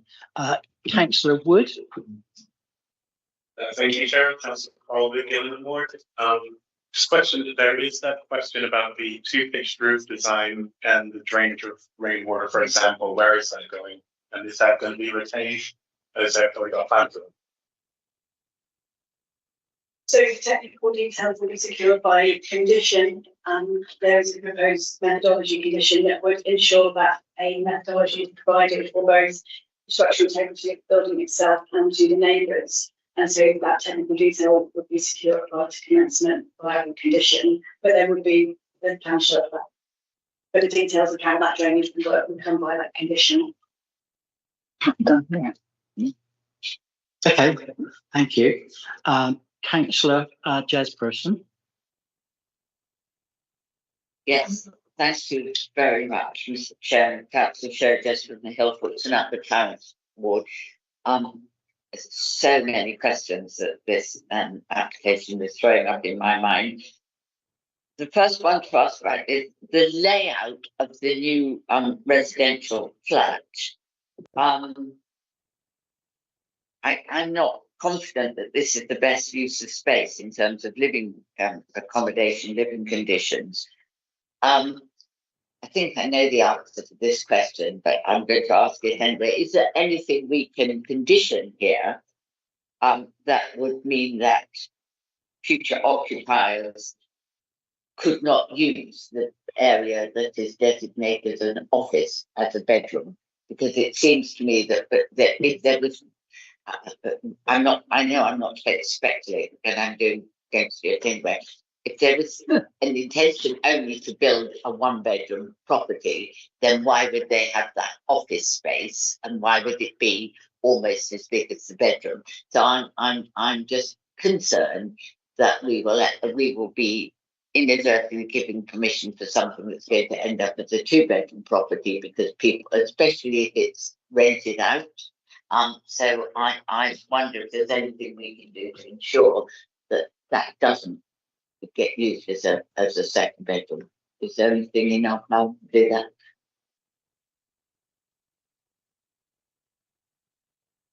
Thank you, Chair. Thank you. Actually, we wouldn't be able to condition reasonably that wasn't used as bedroom. It was difficult to have planning condition that stipulated that would be enforceable because of the use of the building. So I think this indicated as an office could potentially be used as a bedroom. I think it's fair to say. It's then the question, would that be unacceptable? Would it lead to substandard living conditions? And in terms of the space standards, in terms of the space standards, they're guidance. They're not contained in our policy. So they're guidance and very useful guidance of how large units should be to provide for acceptable accommodation. This unit is 1.5 square metres below that space standard. So we're not talking about significant lack of amenity area through that provision. Sorry, what did you say? The bedrooms or the bedroom area, sorry, not the unit as a whole. So apologies. The kitchen and lounge area is sufficient. It's the bedroom area that's slightly smaller than it should be. So we're not talking about significant deviation from the space standards, which are guidance. They're not contained in our policy. So I think we need to think about provision of a unit, useful unit of accommodation, a highly sustainable location, which provides pretty good standards of amenity, slightly below in terms of the bedroom. Would that be sufficient for a refusal of the application overall? I think is a question there. And officers consider this not. It's still providing an adequate space for two people. We can't control how the officers use, but as Cass said, they could have presented this without that partition wall there and placed it in their day to day. So it's quite difficult to control in that amount of detail how people use spaces. Because they presented it without the partition wall, they would have met it, but it could have been placed in at a later date potentially without planning permission. So it's the level of control we have to be mindful of that use. And going back to this, there is consideration of size of the unit. Is it sufficiently small that would warrant refusal of the application because it's providing insufficient amenity for these future occupiers or not? Thank you. Just for clarity, I just wanted to confirm that it's the bedroom that's 1.5 square metres smaller than a recommendation, and as a whole, it would therefore be 10 metres too small as a whole unit. In accordance with space standards, if it was assessed as a 2-bedroom, 3-person unit. Thanks for Person. Quickly, go ahead. Sorry, I've got a couple of other questions. But following on from that one, still on the question of the amenity of the flat itself. So, does this resident property have access to any outside? So no space for drying and washing, or putting out their bins, or access to where they're going to park their bicycles or their pram. Okay, so this is looking increasingly grim to me, but there we are. I take your point about this. It may be within the standards, but my next question, then, if I may, Mr. Chairman, is about the flue. Can you go back to the pictures and I understand that the extractor flue is going to go up to up the middle of the flat, and that we have no information at all now about how that is going to be made acceptable in amenity terms. We have to trust that problem will be solved later. Have I understood that right? The noise measure reports prove that it is feasibly technical and possible and viable to design a solution that will meet all the requirements set out by DEFRA guidance, etc., in order to make a flue that is acceptable for gas, noise, odour and vibration to both the occupants of the flat and the neighbouring amenity. It's not unusual in situations such as this, where it's in the planning stage for the technical details of that to be forthcoming, environmental health to have assessing reports that have been forthcoming and agree with the conclusions that it's feasibly feasible rather, technically feasible, and that with a condition that would secure all of those details, then it would be satisfactory for living conditions. It's worth pointing out that there are some comments currently that the flue does result in odours that are unacceptable, so you can see this as the potential to install something new with an enhancement and with the management and maintenance schedule, which would be controllable by the condition. Good. Okay. Can you just go back to the pictures then to the specific question on the flue? Is where is the vent of that flue in relation to the window, the living room window of number 10A? What I'm concerned about is that those of us who know about odours in small spaces, is that the odours, unless there's a lovely wind in the right direction, odours settle. So I just want to explore whether or not we are inadvertently putting the outlet to this vent in a place where it would settle in that, because we've just created this lovely dip. Understood. Yeah. Again, environmental health officers have assessed the reports that came in with the proposed plans and understand the constraints of the sites. And they are happy with the conclusions of the reports that this to be sort of design solution. The flue would literally be in the middle of the new flat roof. Yeah. All right. If you say it's technically feasible, we will hope that that turns out to be the case. I'm wondering if we might add a condition specifically about the specifically asking, or an informative or something, specifically asking that when they make their technical design for this flue, that they take particular consideration to the relationship of the entrance of the flue and that window, because I'm struggling to see how they could possibly, unless the flue is very much higher than that window, I'm struggling to see in physics how there could possibly be a technical solution to that. Could we consider whether or not we could put an informative or a condition about that if other people agree? So the plans show the flue to be flush with the flat roof as shown here. If they need to do anything different, they would have to come back in with an amendment to implement the scheme. The wording of condition 9 is currently as such, that before installation of the extract plants, operating installation detail methodology, operating procedure and management, and maintenance schedule shall be speaking to and approved by. The extract system must be designed in accordance with the recommendations contained in the reports, and details outlining mitigation to prevent loss of immunity, prevent creeping mold and odour levels from neighbouring residents and occupants. The new flat must be provided.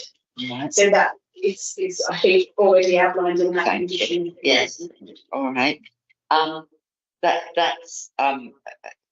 That's probably as far as I can go with that. And I just a final comment, which I'll leave in the room here. So, I mean, it seems to me that on the question of the loss of light to the living room in number 10A, when we come back to discuss this comes back to a question of what we consider to be a significant impact, doesn't it? Because the officer's advice is that it's not a significant impact.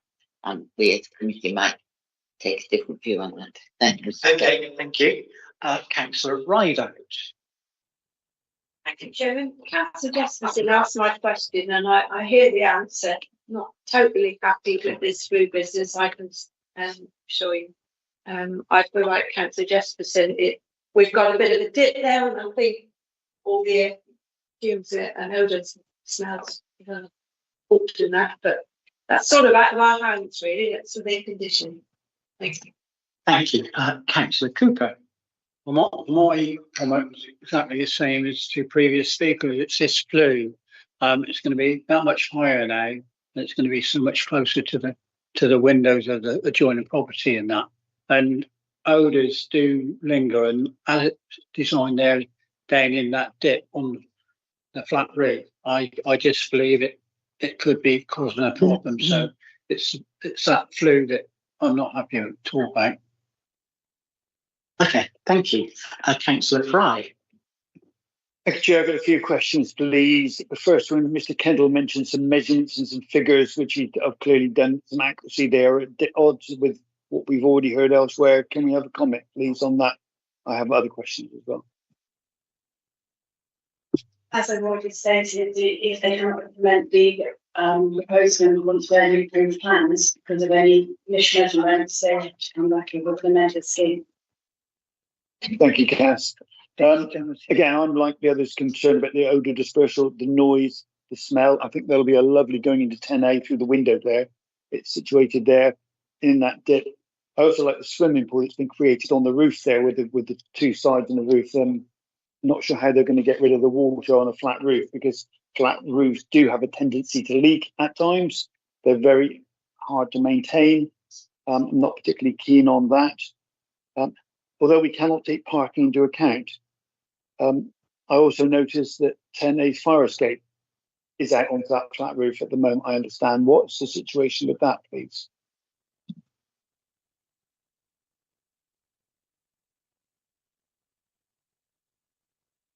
Thank you, Chair. So the first bit about the flue, we're not assessing the uses already established of the building, and it already does have an existing flue that doesn't have controls over it. So as Catherine's explained, this new flue would be controlled. So there would be more control through this flue than the existing situation.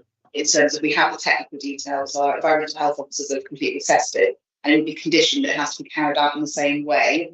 So if the new flue did cause adverse impact through odour or noise, we would be able to investigate that and make sure that it had been implemented in accordance with the technical details that environmental health have been provided with, which is slightly different from the existing situation, where there isn't that situation with the existing use that happens there. So we're satisfied that there would be additional impact on odour and noise, and that would have to be conditioned.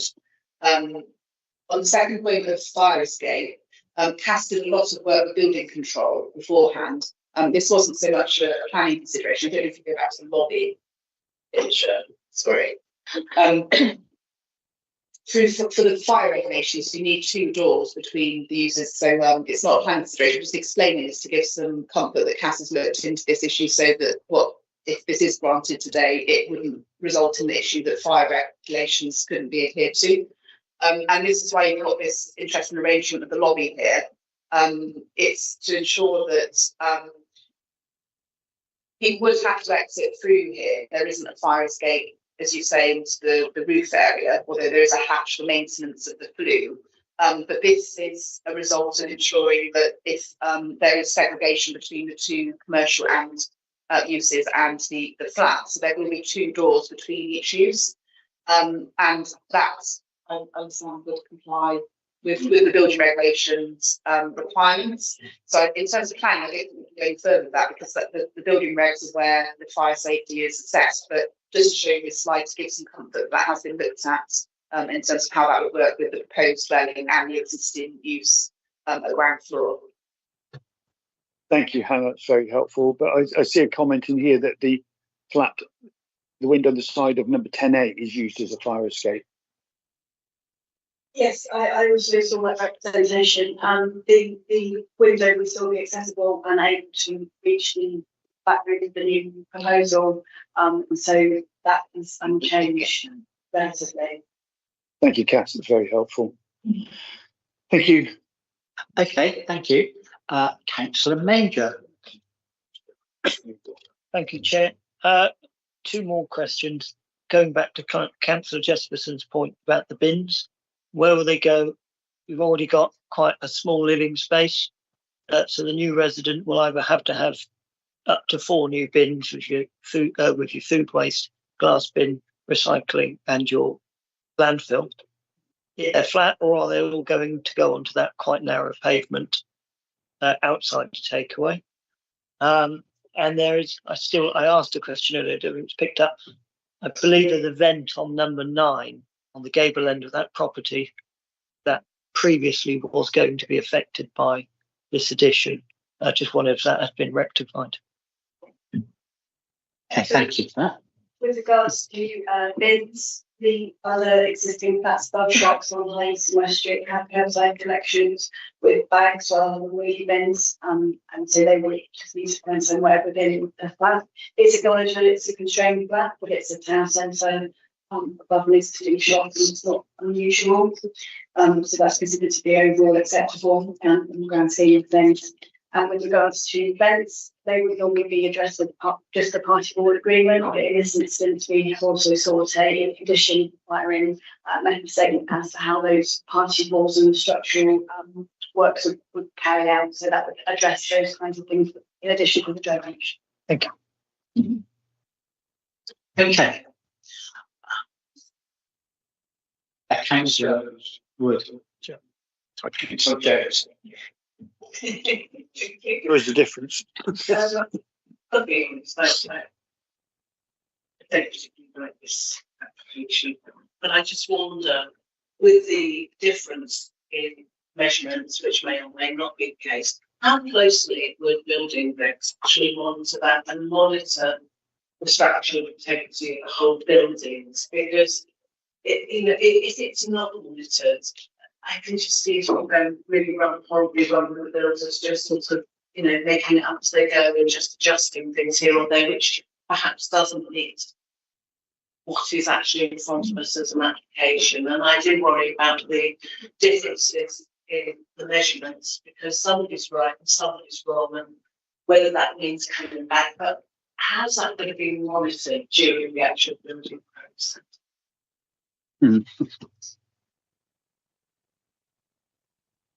Thank you, Chair. I think in terms of the planning control,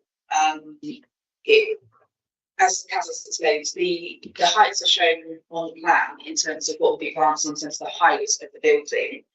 The developer would have to construct that to the height shown on the plan, so the overall height of the building that's shown. So if the parapet is taller than that, if the building height is taller than that, then that could potentially be a breach of the approved plans. And the normal way that that be notified to us would be people reporting it to us that it wasn't being constructed in accordance with what had been granted.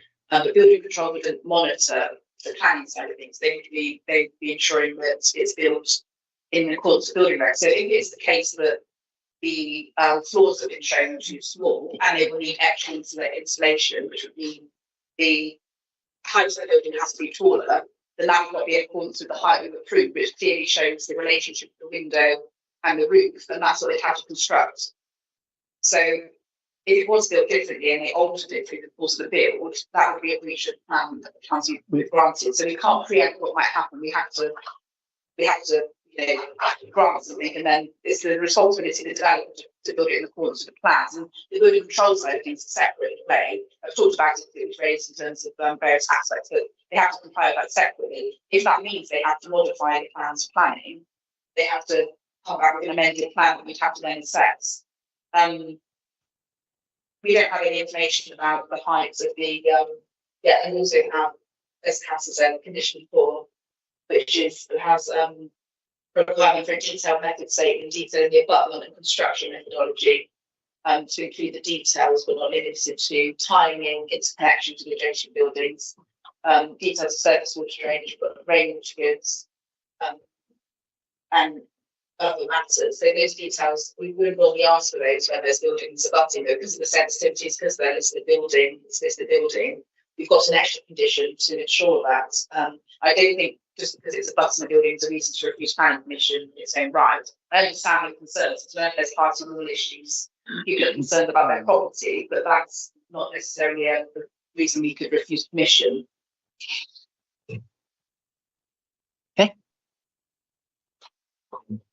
Councillor Fotheringham. Thank you, Chairman. I'm hoping it's all right. I'm moving on to comments now. I think we've all put forward the questions, and a lot of them are unable to be answered. Yeah, go ahead. Which leads me in, really. I have lots of concerns about this. I can see that it's unusual, and somebody's been very creative in getting this application in. Personally, I think there are just too many problems that are will be organised or put right by condition.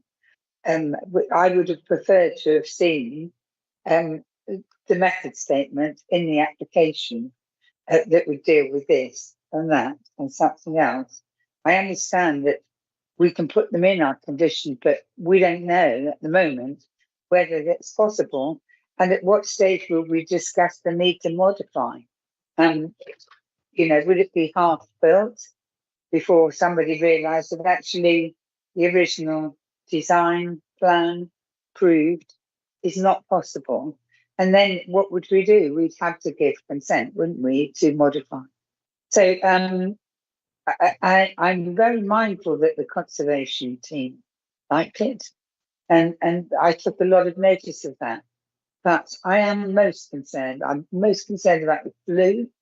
The top of the flue is pretty much on a line, excuse me, with the balcony of number 10A. I can't imagine literally sitting out there unless it's on the same level.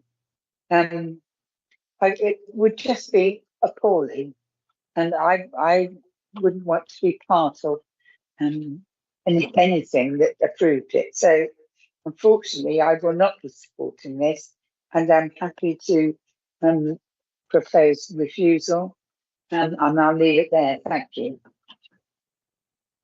Okay, Anna, go ahead. Thank you, Chair. Just on the matter of the flue, the existing flue is currently located next to the balcony of number 9, so there's not a change there. And it's important to know we don't have the technical details or any control through condition of the existing flue. So I'd be concerned about going through a technical noise and odour refusal without that to back it up. And our infection environmental health officers have looked at that and are satisfied with that impact. Obviously, it's down to the committee what they decide. But just wanted to say that we do have an existing flue, which you can see on that map there. Existing flue on that arrow is adjacent to that balcony at number 9. We have specification of a modern flue which follows the line of the roof, which is not so unusual. Minimises its impact running like that as well, rather than having a vertical flue arrangement. And as Casa said, if there's any change to the appearance of that flue, if somebody puts flue in that's different, it wouldn't be in accordance with the plans that they've shown. Thank you, Chair. Okay, thank you. Do you need to come back on that? Councillor Pothbury? Thank you. Only that it's too late then. It wouldn't be in accordance with plan shown, but it will still be too late then. And this is part of my concern. I think it could be half burnt before we realise all sorts of things. And I've picked on the flue, but somebody did say there's already issues of odour currently with the current flue. And this would be higher up in the middle and much closer to the balcony of 10A. But that was just a for instance, to be honest with you.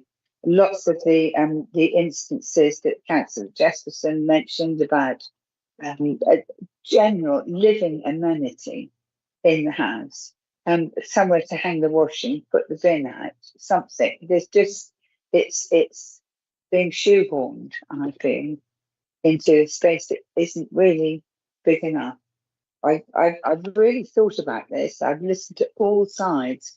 I'm also concerned with the gentleman, Mr. Kendall, who is quite adamant that it's a different height than being proposed. And there again, we would only find that out halfway through the build.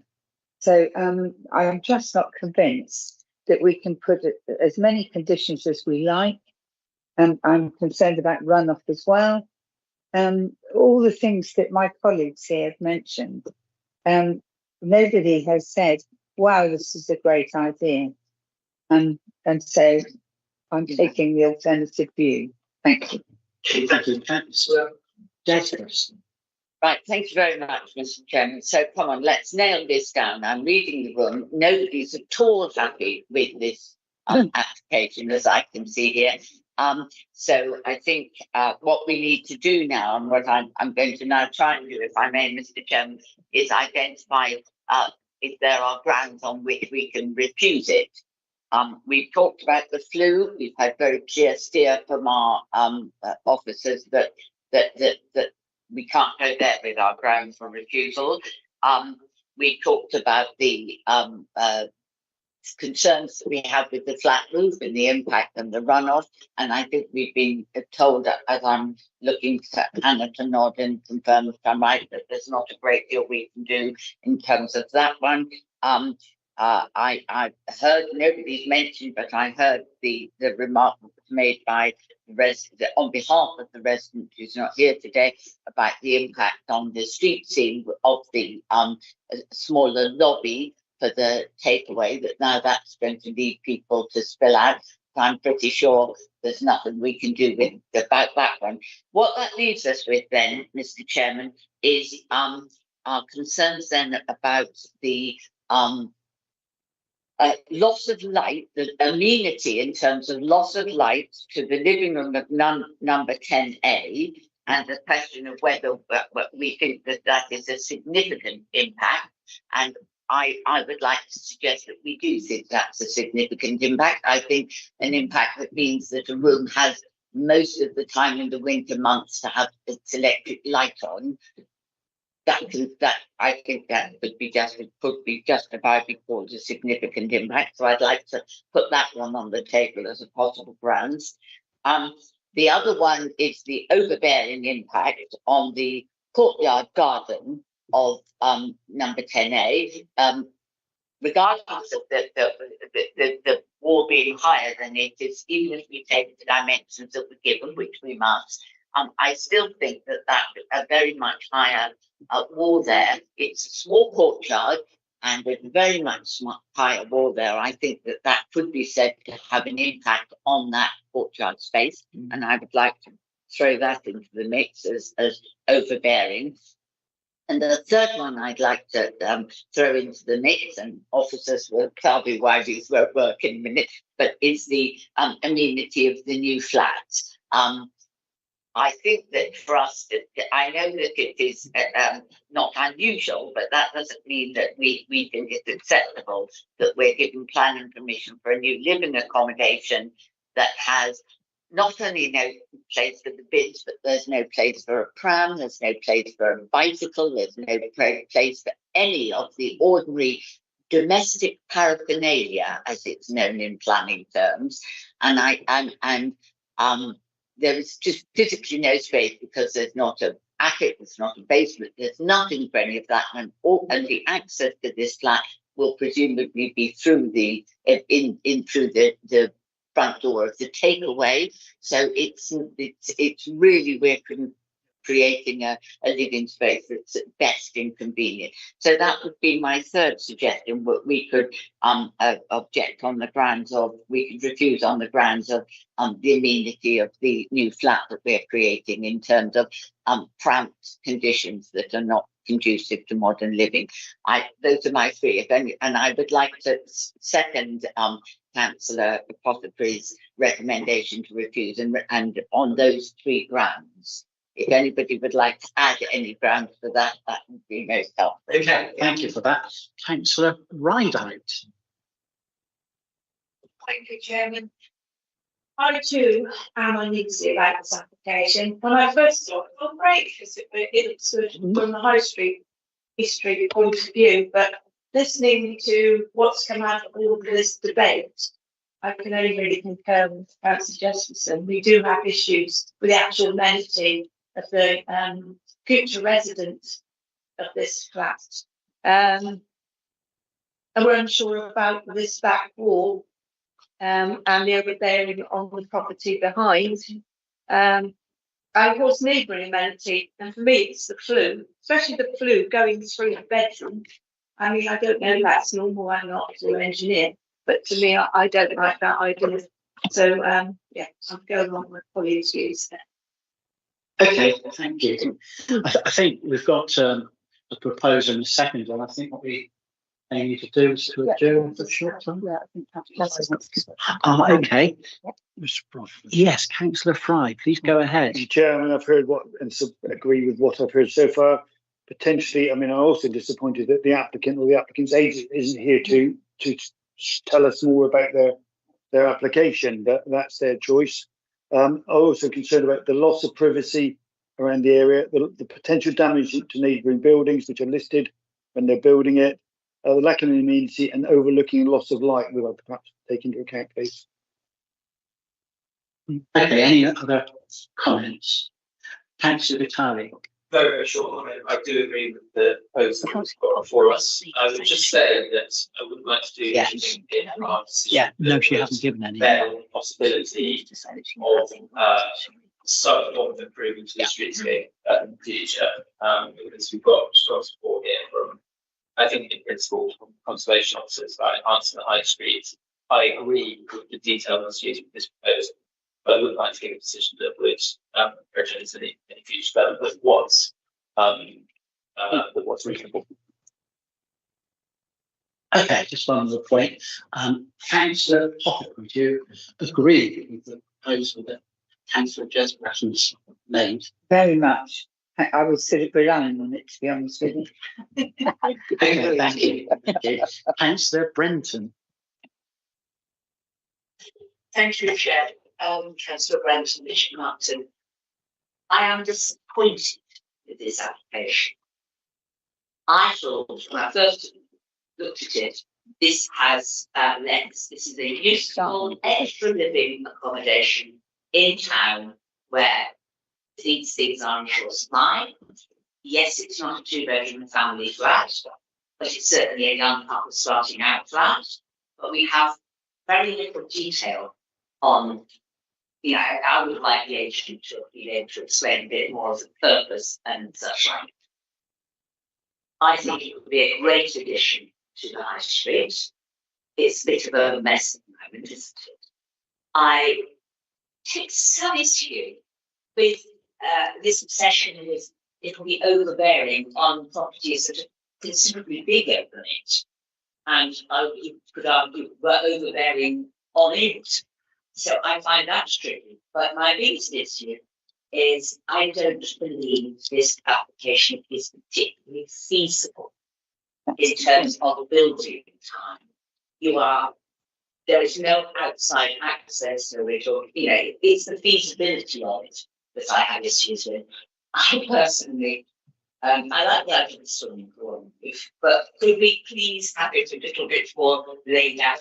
Perhaps it should be a swimming pool or a paddling pool.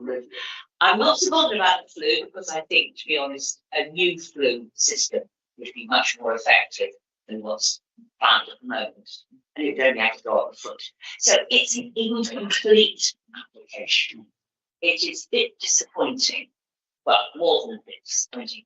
But I would like us to agree in principle that it is a good idea to infill some of these small areas.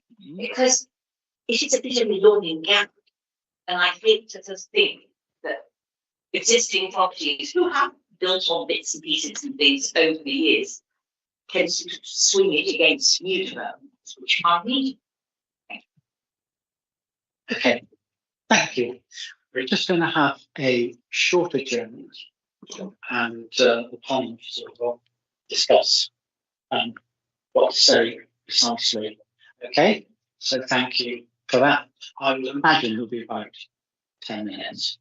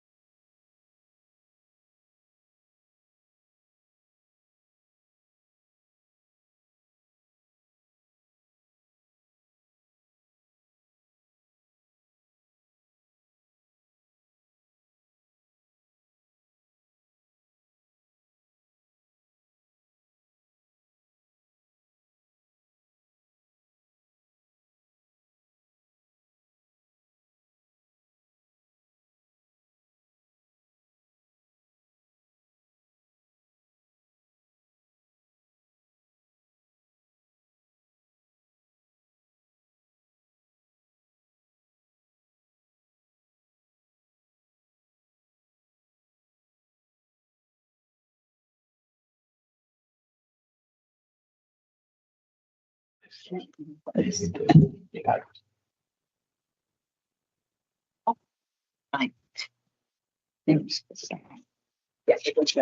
Okay, now it's you. I just hand this over to Anna. Thank you, Chair. So there were three proposed refusal reasons based on the comments on from Councillor Jesperson. Firstly, the proposal would lead to a significant adverse effect on the living conditions at 10A High Street due to inadequate daylight to the living space of the adjacent property due to the proximity, height and design of the proposed development, contrary to policy ENV16 of the West Dorset Weymouth Local Plan. So that's talking about the increased height of the roof adjacent to the window on the gable of the adjacent property. Second refusal reason would be the proposal would lead to a significant adverse effect on the living conditions of 5 Iceland Mews due to overbearing and overshadowing of the garden area of the adjacent property due to the proximity, height and design of the proposed development, contrary to policy ENV16 of the West Dorset Weymouth Local Plan. And then the third refusal reason would be the proposal due to its size and layout would fail to make sufficient provision for bins, stalls, recycling facilities, drying areas, cycle parking, amenity food storage, and private community garden space, and associated storage and composting facilities, which would adversely impact on the amenity of future occupiers of the proposed residential unit, contrary to policy ENV16 and ENV11 of the West and Weymouth Local Plan. Thank you, Chair. Okay, thank you, Anna. Councillor Jesperson, are you in agreement? Yes, with that's those paragraphs? beautifully put. Thank you very much, Anna. Okay, Councillor Apothecary, are you in agreement? Agree, totally, thank you. Okay then, I think we're now ready to go for a vote on this proposal to refuse planning permission, 10 High East Street, Dorchester. So for those in favour of refusal of the applications, please vote with your hands.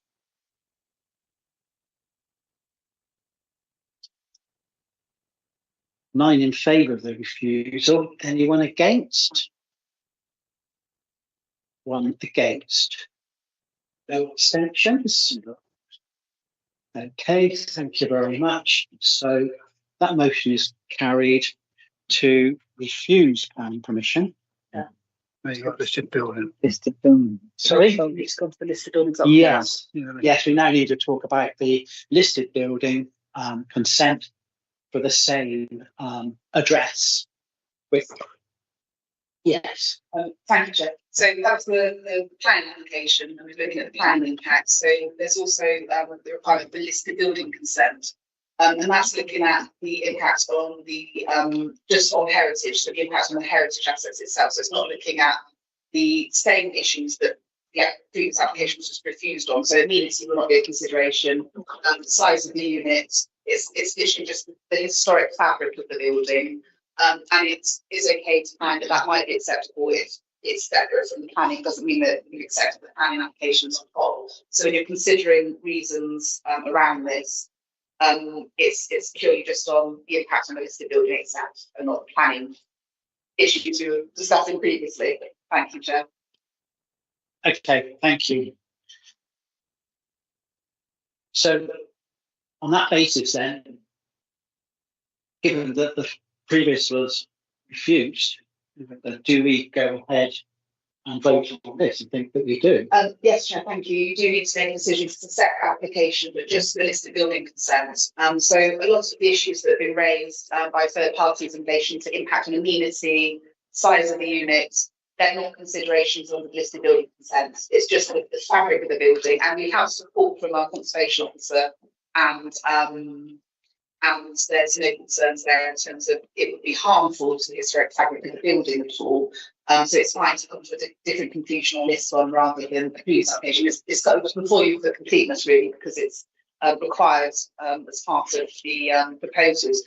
But if it was granted, it wouldn't mean that they could go ahead and do any work, because the planning permission is also required. Yeah. Thank you. Okay, thank you. Councillor Jesperson. Yes, Councillor Chair, just from Hillport Wood. I have to say, Mr. Chairman, I can't see any grounds on which we would be refusing this listed building permission, because our objections to the previous one were all on planning grounds and as we have all said, the conservation officers are rather keen on the improvement this might bring. So I can't see any reason we would be refusing it, actually. Okay, thank you. Councillor Rideout. Chair, with Ride Out even forward, yeah, I'm happy to second this proposal. The conservation officers, you can probably agree with it so far, which is. That's very good there. We have a proposal and a seconder. I think we're ready to go to the vote. So all those in favour of accepting this planning permission, going ahead with it. 1, 2, 3, 4, 5, 6, 7, 8, 9, 10. Okay, so we have 10 in favour, no one against. So that is carried. So the application P/LBC/2023/01251 has been approved for listed planning consent. Okay, so that's 10 by East Street, Sheffield. And move on to the next application, which is C/HOU/2024/06120 Sunny Bear, White Lexington, Hill Trent High, D22 7QU. This will be introduced by Annabelle Cox once she is ready. When you're ready, Annabelle. Thank you.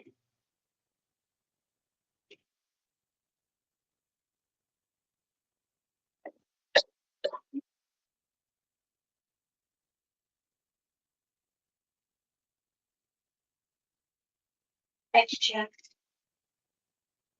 As stated, this application is for the demolition of a single-storey outbuilding currently used as a store, and the erection of a two-bay garage and workshop.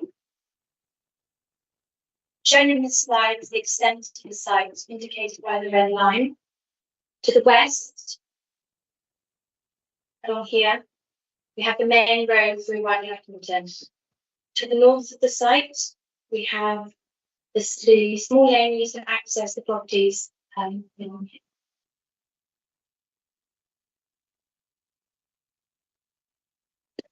This site is not located within the development boundary or a conservation area, but it is located within Dorset APD. Shown in this slide is an aerial photo of the site, again highlighted approximately by the red line. Also shown is the neighbouring site to the east, here, and west. The west neighbouring property down here has recently seen some development over the last few years. This slide looks west down the lane, and the red area indicating roughly where the site entrance is, through some clearly well-established vegetation. Yeah. Here we have a clearer view of the vehicular access.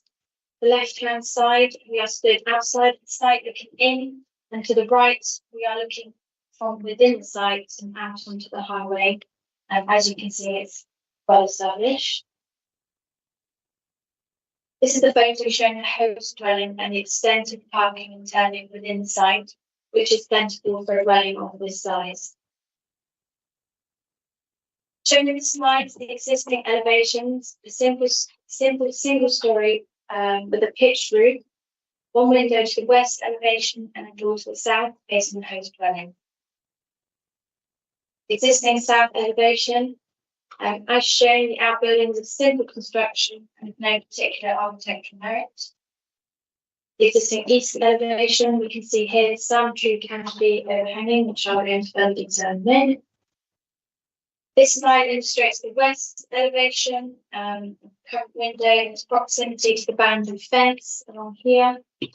As shown, the east height is roughly level with the height of the fence, the existing fence. And this is the north elevation moving towards the main dwelling, and some areas, some idea of the close proximity to the protected yew tree, which again, shown. This slide is showing the western boundary fence that we saw earlier, so that runs along here. And you can see the relationship between the site, which sits considerably higher, to the neighbouring sites down here. This is a neighbouring outbuilding. So you've got the roof pitch in just here behind this vegetation.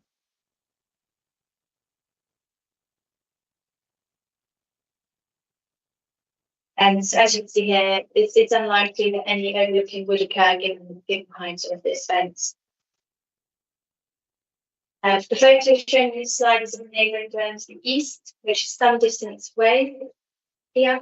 And again, it's then considerably higher than the application site down here. This slide is illustrating one of the two protected trees on this site, the yew tree, which is marked here in the existing building. And this slide forms part of the arboricultural assessments submitted by the applicant and shows the whole extent of vegetation along the north boundary of the site. T2 is a yew tree and protected, and T9, which is further away from the site up here. The proposed outline of the building can be seen highlighted in grey.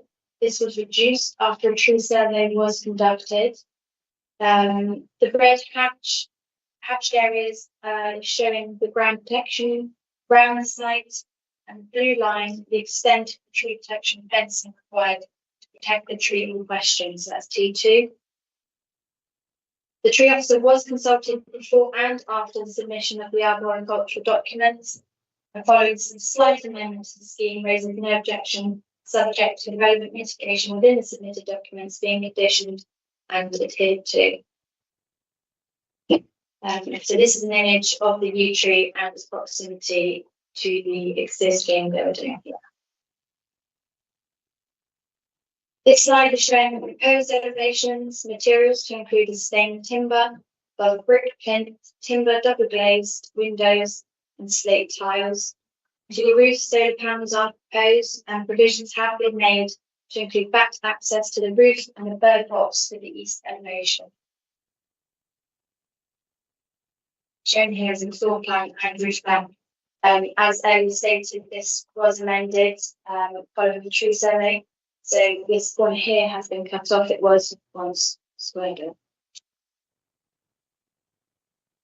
So overall, the design and scale of the outbuilding is appropriate when considering its use, location, and size of the plot. It's not anticipated to result in unreasonable levels of overlooking or overshadowing. The Highways Authority were consulted and raised no objection subject to the relevant conditions. A preliminary back route assessment, biodiversity and certificate of were submitted, and it is not anticipated that its first version would cause harm to the biodiversity and protected species on the site. The suitable condition is added to ensure compliance with the mitigation outlined within submitted information. All protected trees have been identified, tree information submitted, and tree officer consulted. The proposed development has been amended to ensure the protection of the existing trees and suitable conditions provided. The proposed development is not considered to detract from the landscape character or wider A1B due to its small scale and street position within the plot.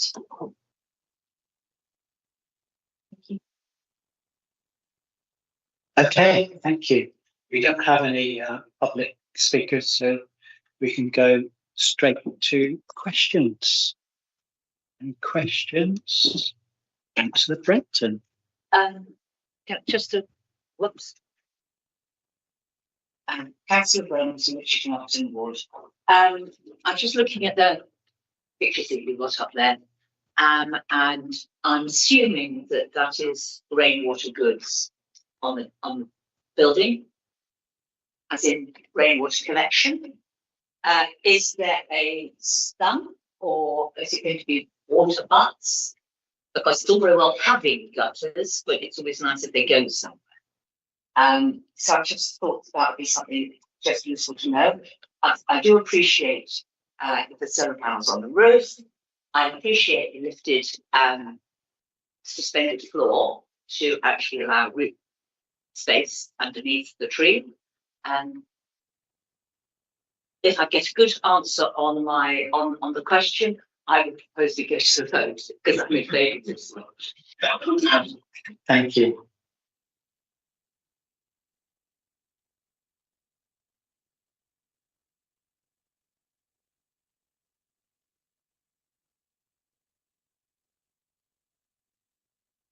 I will be a minute.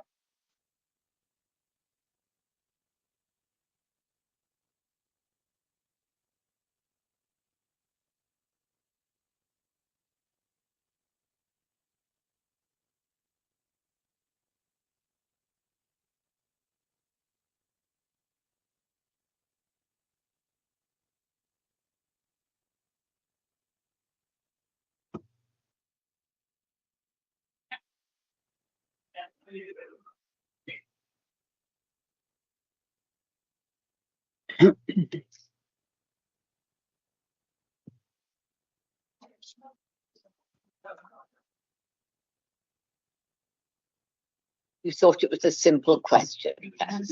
Well, I just assumed, there need to be butts or a soakaway or a underground storage tank or a. Otherwise, it's just a pretty picture.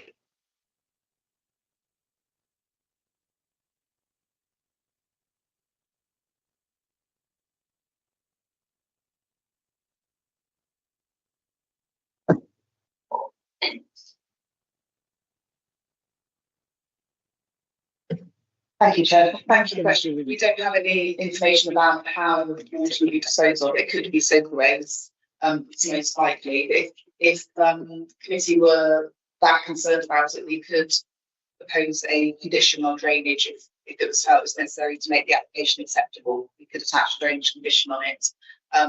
It's likely to be, it would require building regs, and there would be requirements through that to show specific type of drainage. Because it is by protected trees and how water is dispersed around the site is quite important. It might be useful to get drainage details potentially through a condition. Thank you. Councillor Brenton. I was just scrolling through trying to see. There's a flood risk assessment. I can't see. I think in there we just checked that. Yeah. Sorry. I will accept it as it the answer. Sorry. It would be nice to have more details. I'm afraid you'll find I'm always asking for more details of drainage and such. But otherwise, I think I'll still go with that. This is a good application. We wouldn't have seen this if it hadn't been that it's related to a councillor. And so it's still those acceptance if anybody else will take it. Councillor Whitehouse. Yes, I think it's a brilliant proposal, and I particularly like the back access and bird boxes, which is good. But you could do a little bit more on the water, the rainwater collection. That'd be great. But second proposal. Okay, thank you, Councillor Fry.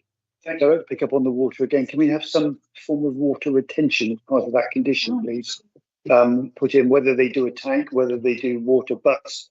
It doesn't matter, but it seems a waste to collect it down the drains and let it all go in. There will be enough water around the site for the trees, I think, elsewhere without that off the roof. But I'm happy with the application otherwise. It's next to the street. Okay, thank you. Is that possible? So was that whether we could require rainwater To have a condition. Yeah. We don't have a specific condition on rainwater harvesting. I think we could ask for the method of disposal. I think it would be nice to say, I'd like to say we could just put a condition on saying you must provide water, but it's not actually in a policy that site in terms of requiring it. And I think in terms of the condition, we'd have to ask, is it necessary to make that application acceptable or not? So we could attach a condition that says they need to install water butts, but it's whether we can sort of necessitate that in terms of the condition requirements. I leave that down to committee to decide whether that's necessary. I'd rather leave it wider, some form of water storage. So let's not be too prescriptive, whether it's butts, tanks, whatever. Let's leave it to the applicant to come up with some system that suits the environment there. But I agree, it's an acceptable proposal. I think this just finishes it off a little bit in today's world. Yeah. We could include that in a potential drainage condition, that it should incorporate a form of rainwater harvesting if you felt that was necessary in the circumstance to make it okay in planning terms of the application. Is that acceptable? Could we just put it in as an informative, not as a condition? Just as an informative rather than a condition. yeah, we could add an informative. Yeah. notice. Okay, then is that acceptable to everyone? Okay, thank you. So we have a proposer, Councillor Brenton, and a seconder, Councillor Rideout. Now we can go to a vote. So all of those in favour of accepting the recommendation for approval.